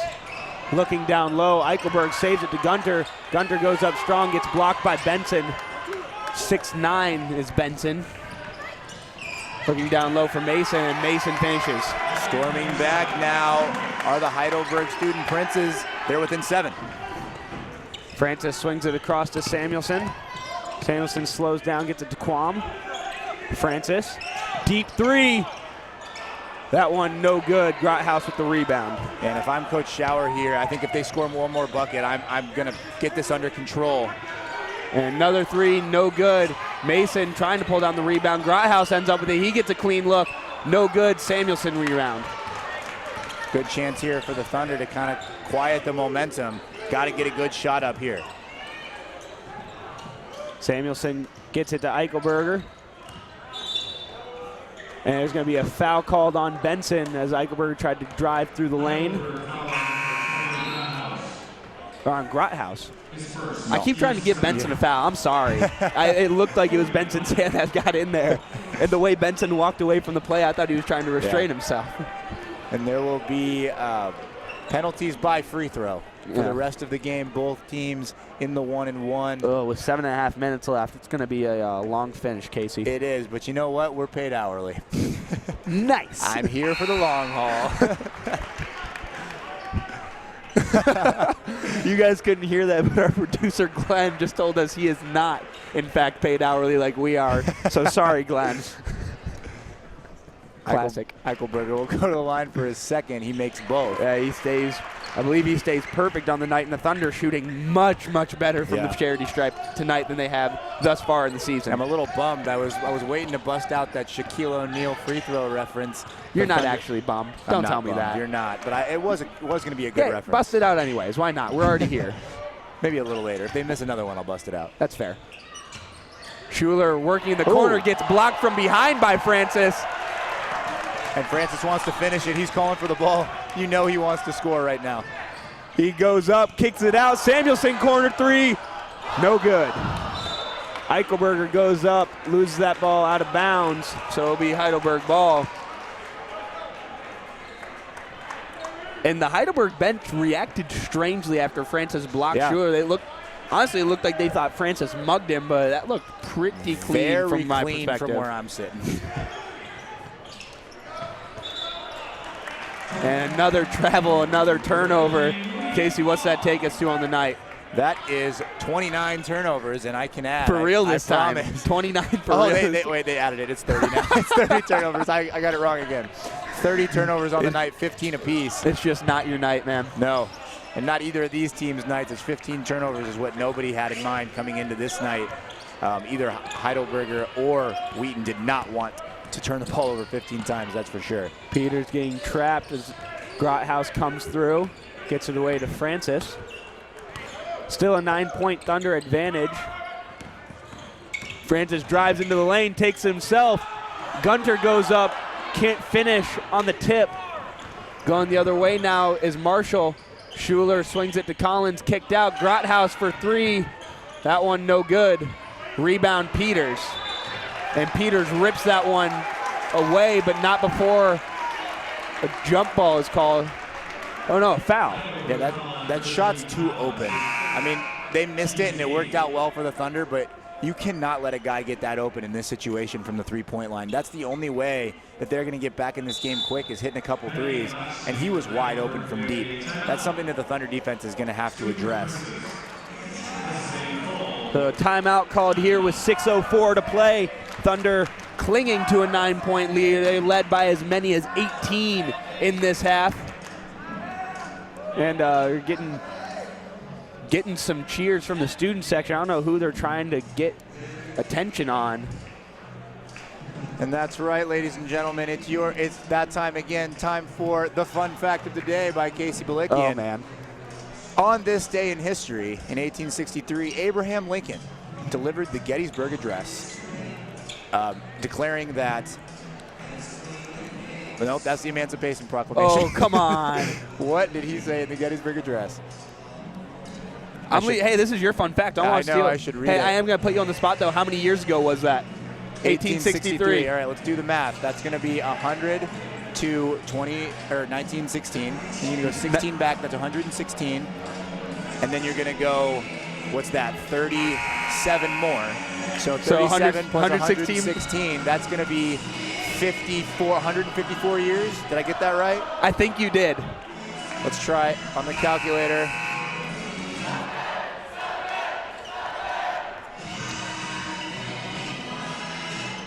We're all waiting with bated breath. 153. Oh, you're off by one. Oh, you're always just off by one. It is not my night. That is for nope, sure. L's all over the place.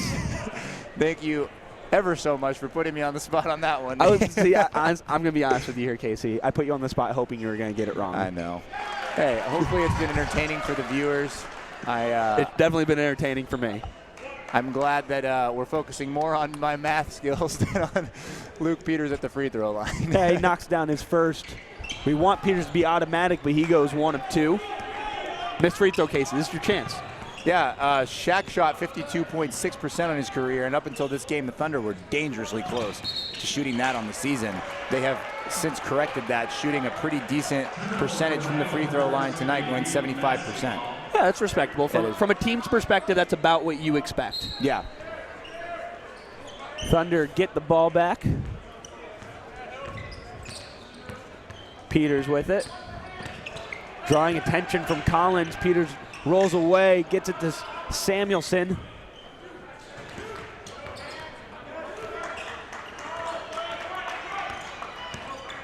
Screen from Gunter. Samuelson hands it off to Eichelberger. 7 on the shot clock. Eichelberger drives in and draws the foul, and he'll go to the line to shoot a pair.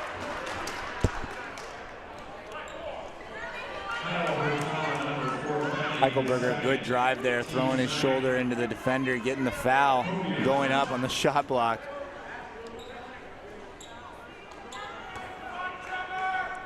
He'll go to the line for 2 to try to put this Thunder team back into a more convincing position.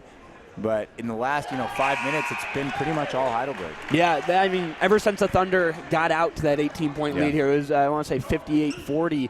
It's, I guess, a 16-9 run to draw within 11 now after that Eichelberg free throw. But, yeah, like you said, all Heidelberg, they got out to the races, kind of like what we saw in the first couple minutes when we were starting to get worried about the Thunder from the start. Yep. 68-58 your score as Moxley pushes ahead. Benson into the corner for Collins. Swung across for Benny, and another travel. Oh my.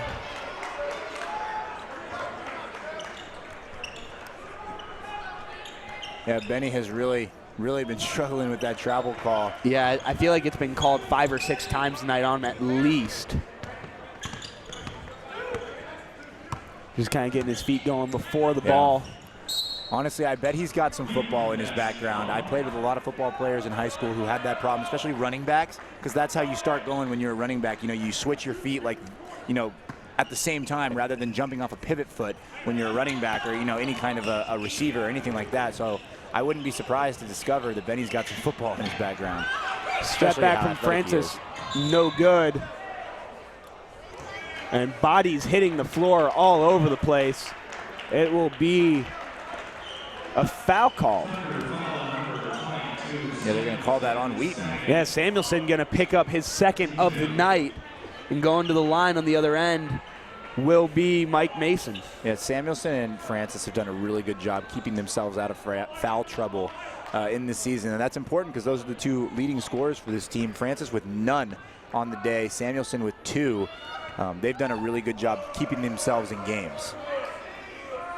Moses steps up and can't convert on his first one. Rebound, Gunter. Gunter's got to be in double-digit rebounds by now.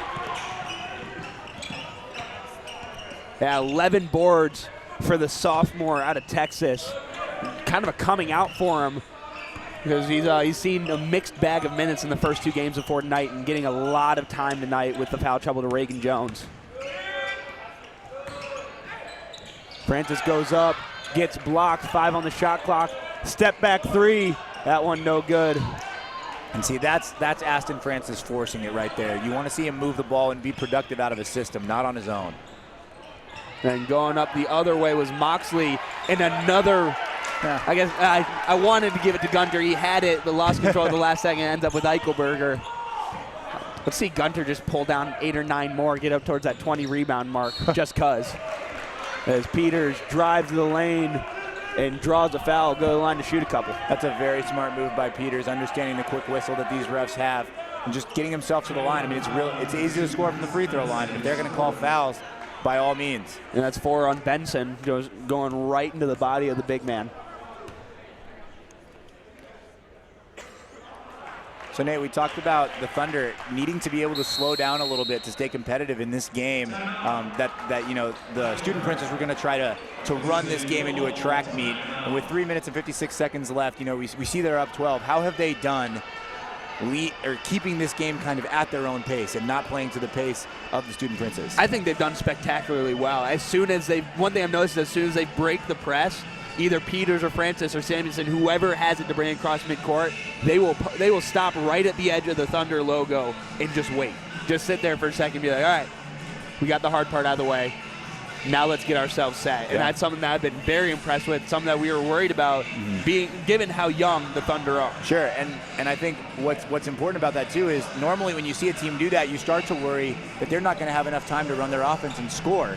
But they've been really efficient getting good looks up. Most of that due to Aston Francis's just ridiculous ability to make tough shots. But I mean, that's what they've been good at. You know, they don't need the 25 seconds to run their offense. They've been efficient enough to score in 15. And that's, you know, not something that probably the Heidelberg model of playing basketball has accounted for. Yeah, and a lot of that is second chance point for the Thunder. Yeah, they've taken 59 shots, made 22 of them from the field. Thankfully for them, 10 of those have been threes. That's huge. So that's really the difference that you see on the scoreboard.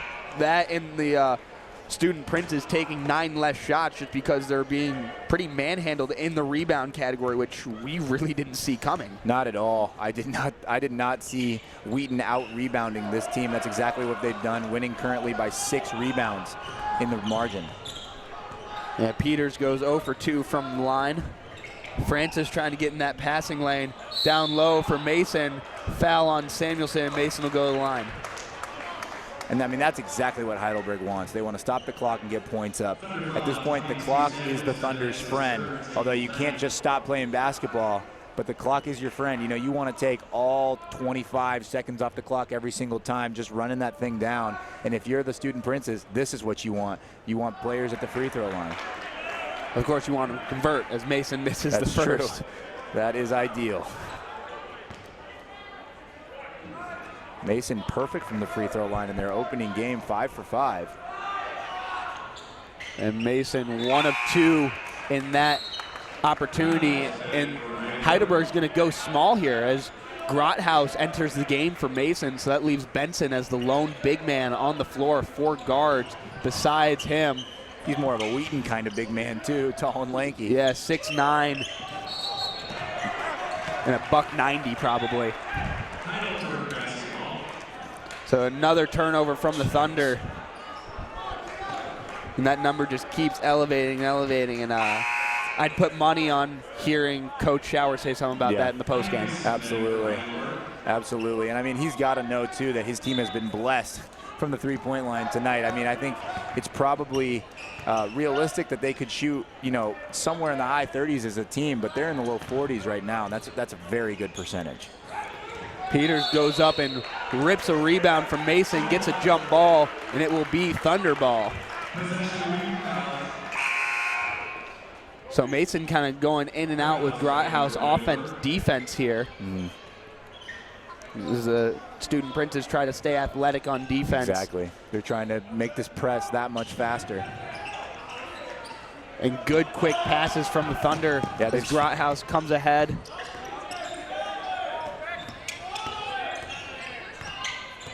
Luke doing a good job trying to take the time off the clock that he needs. And Peters goes up, can't finish. Rebound, Benny goes up, and a hard foul as Francis tries to block that one, and Benny finishes through the contact, has a chance for a three-point play. I don't like this foul at all. If you're going to foul, make sure he does not make that ball. Aston Francis was going for the glory, you know, the shot block into the stands, and he got body contact. That's a really good play by a good player in Kyrie Benny. And Aston Francis has got to foul hard or not foul at all. You cannot let them go to the free throw line with, you know, stop the clock and get free points is exactly the opposite of what the Thunder want to happen right now. Oh, Benny's attempt rims out. Eichelberg goes up and pulls it down. The Student Princes trying to trap, but Grothaus, I believe, going to be called for the foul, and that will send Peters on the other end of the line to shoot a couple more. I mean, Heidelberg honestly doing everything that they can to lose this game at this point. They're shooting 56% from the free throw line, which is just abysmal. They're shooting 28% from 3, which is not good. And they're fouling in this kind of a situation, which, I mean, if Wheaton's not going to shoot good free throws, maybe that's a good strategy. But, I mean, that's not been the case thus far in the game. And it could end up costing them, could end up costing Wheaton. Honestly, it depends on who's hitting free throws. See there, rims out. We're going to see the foul here on Peters. Yeah, just a really aggressive trap in Grothaus. That was close, but I think Grothaus just got a little bit too much of Peters' arm. Yeah, and I mean, it's been consistent, like we said. That's consistently been called a foul. So Peters knocks down 1 to get this lead back into double digits for the Thunder. Moxley going the other way right away. Benny pulls up for 3, short. Mason gets it. Eichelberg rises up and rips that one away. Thunder are going to try to slow down, get it across. Samuelson just waiting. Really nice save. Francis gets it. Throws it into the corner for Eichelberg, who rises up like a wide receiver. Yeah. I mean, this press has become more than a nuisance press. We've talked about how the press wasn't meant to, you know, produce turnovers. That's not the case anymore. And a foul on Grothaus is going to bail out the Thunder. Yeah, and I mean, this reffing crew has really helped the Thunder. There have been a lot of calls on the Heidelberg Student Princes that have sent Luke Peters to the line, that have sent, you know, Thunder players to the line, and that's I mean, there's hand contact there, but that's not really affecting Luke Peters going to the basket. Yeah, the biggest thing is they're just really enforcing that hand check rule. Yeah. Any contact that could impede the progress of the guard is being whistled. I mean, believe it or not, as much as it seemed like the Student Princes are kind of getting the raw end of the deal, the Thunder have actually shot less free throws in this game, shooting only 22 compared to the Student Princes 25. Here, Peters will add 2 to that. Yeah, so, I mean, at the end of the day, it kind of evens it out. The Thunder on those less attempts, even before the one Peters just made, have converted more. Yeah. So that's, you can't really ask for. Yeah. The only thing that you can really say is, well, Heidelberg probably If they can make more free throws, that makes a pretty big difference in this game. And they've got to stop turning the ball over. This is a team that could be really good if they would just stop beating themselves. And now a foul there going the other way. This one will be on Peters. And now you hear the Thunder faithful upset. Peters, with the left hand came down a little bit, just ever so slightly. And it's been this ref in the close corner at the bottom of your screen has really been the one calling all of those fouls. You have to wonder what his partner officials are thinking, as it's starting to get a little hostile in here towards the officiating crew, and they're thinking, I haven't called any of those. Moxley converts on the first and the second. So Benson will re-enter the game.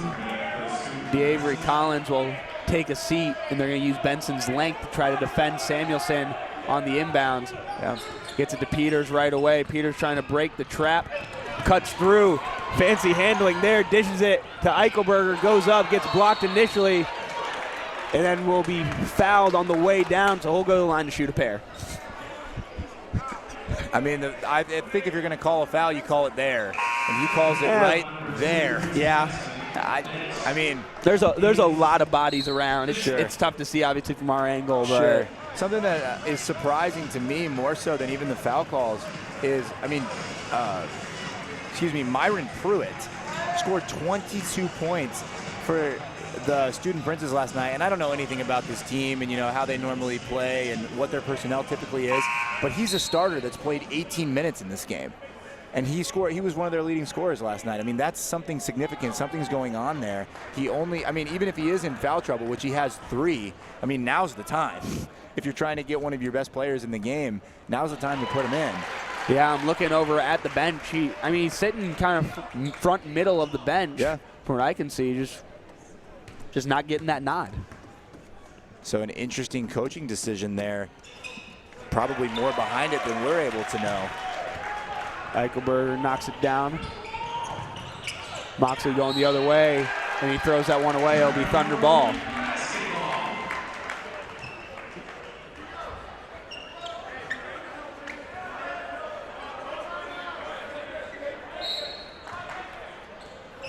Samuelson looking to inbound it to Peters. Gets it to Francis instead. Francis slows up for a split second and then just gives that one away to Benny. Benny goes up strong, can't finish.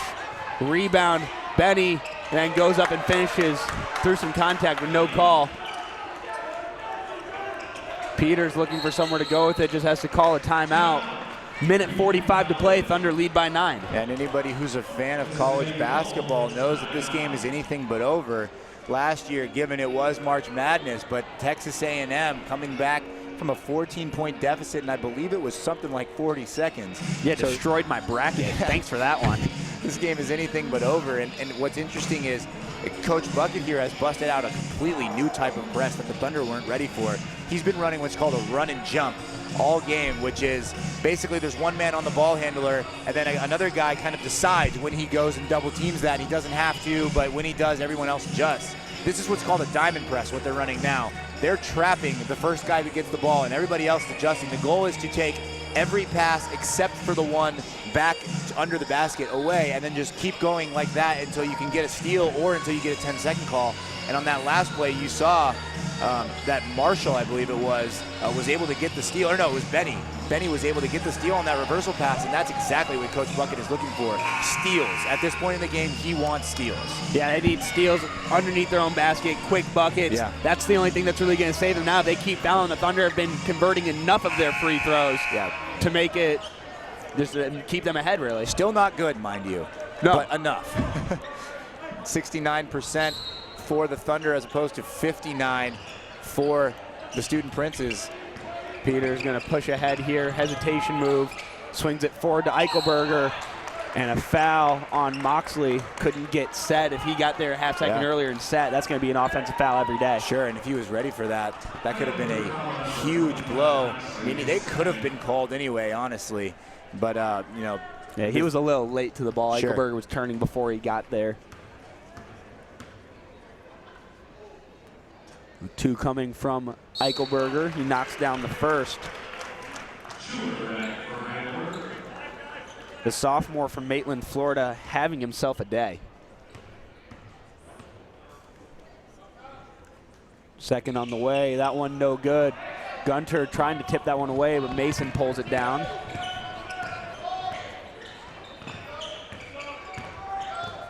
Benny pulls up for three and rattles that one home. The soft touch. And then it was 7. Francis looking for somewhere to go with it. Gets it across to Gunter. Forward to Eichelberger, and Eichelberger wisely going to slow this one down. Take as much time off the clock as you can. Shot clock hasn't started. Now it just starts.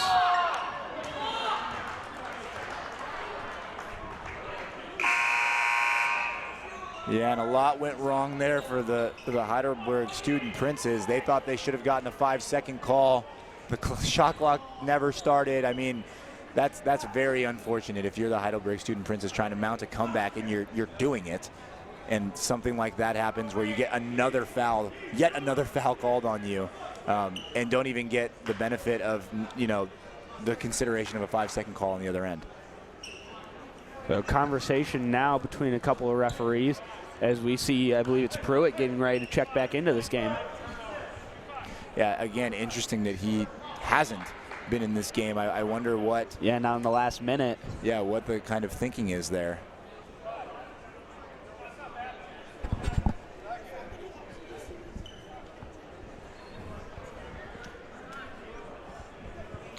So the next broadcast for the Thunder... We wait for this referee question to be sorted out. I believe is on this coming Tuesday, a home game against UW-Platteville. The Thunder will face off against the men's team from Platteville this Tuesday at 7 p.m. That'll be Nate and I on the call again. And then after that, I believe they begin a little bit of a road stint relative to what they've been doing so far, which is playing in King Arena.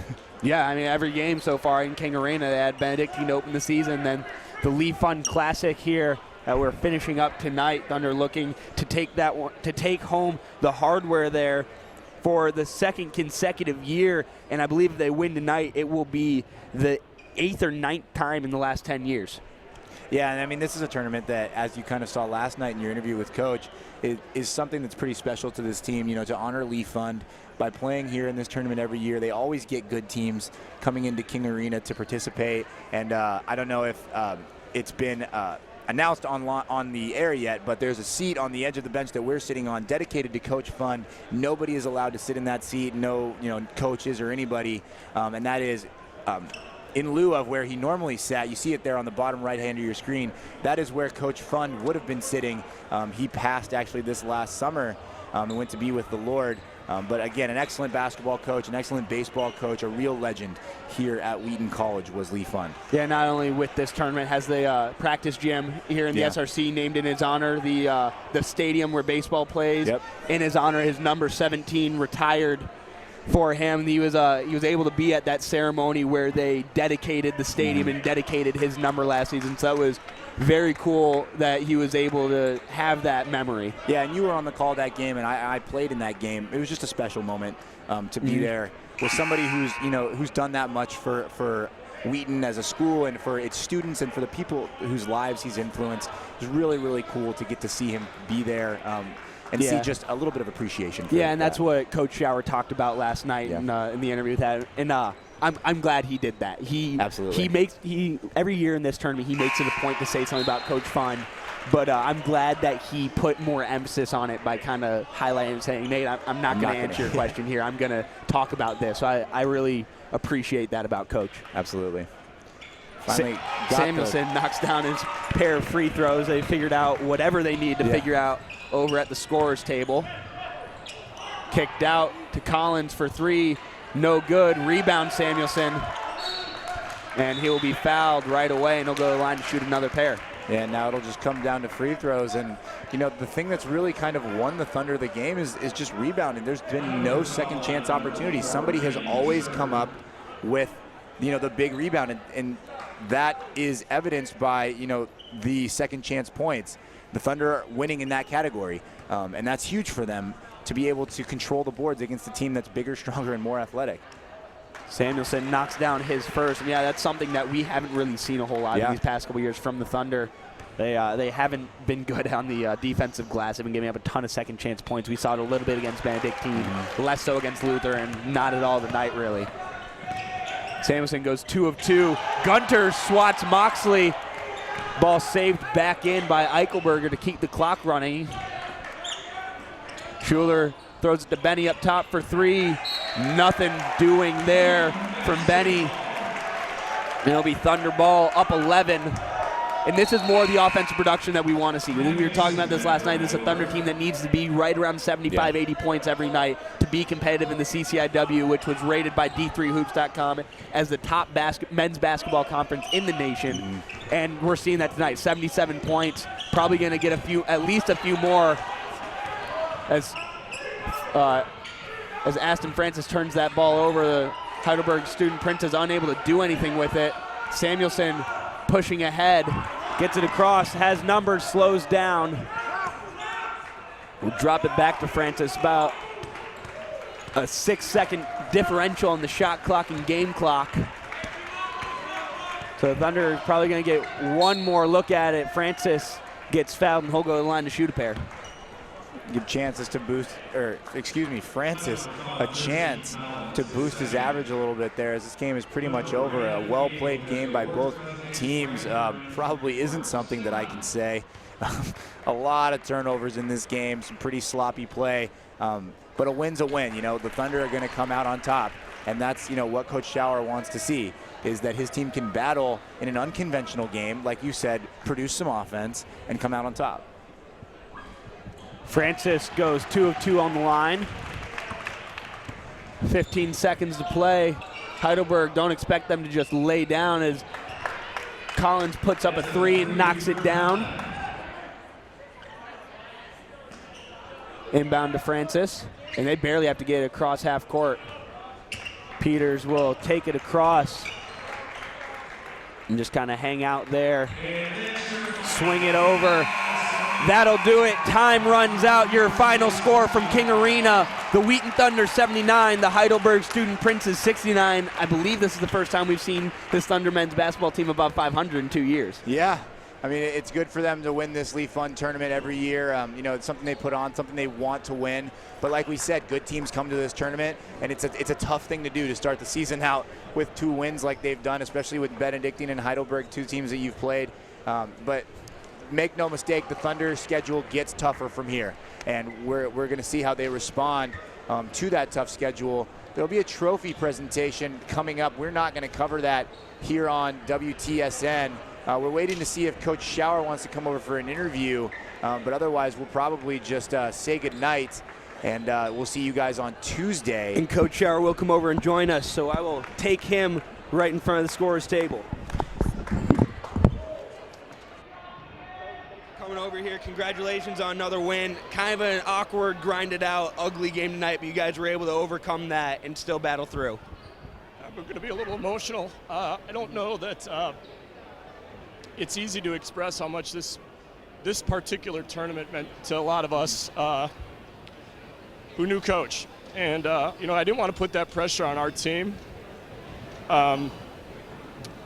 But this one's a pretty special one for me personally, and for a lot of people around the program. So just really proud of our players who have persevered through a lot over the last year. And I've been telling anybody that'll listen, we've got a team that if people will just be patient is going to be really good. Yeah. They play hard, they care, they're coachable. So I'm just proud of them. Well, I don't think we need a whole lot more than that. You told us a lot about how much Coach meant to you last night. We can tell it's a huge tournament for you. Great win tonight. Thank you, Coach. So there you have it, your final score. Like I mentioned, the Wheaton Thunder 79, the Heidelberg Student Princes 69. The Thunder with a great win tonight, able to pull one out here in the Leaf Fund Classic and take home that hardware. Thank you for joining us tonight on the Wheaton Thunder Sports Network. For Casey Balicki and I'm Nate Stein. Have a great night.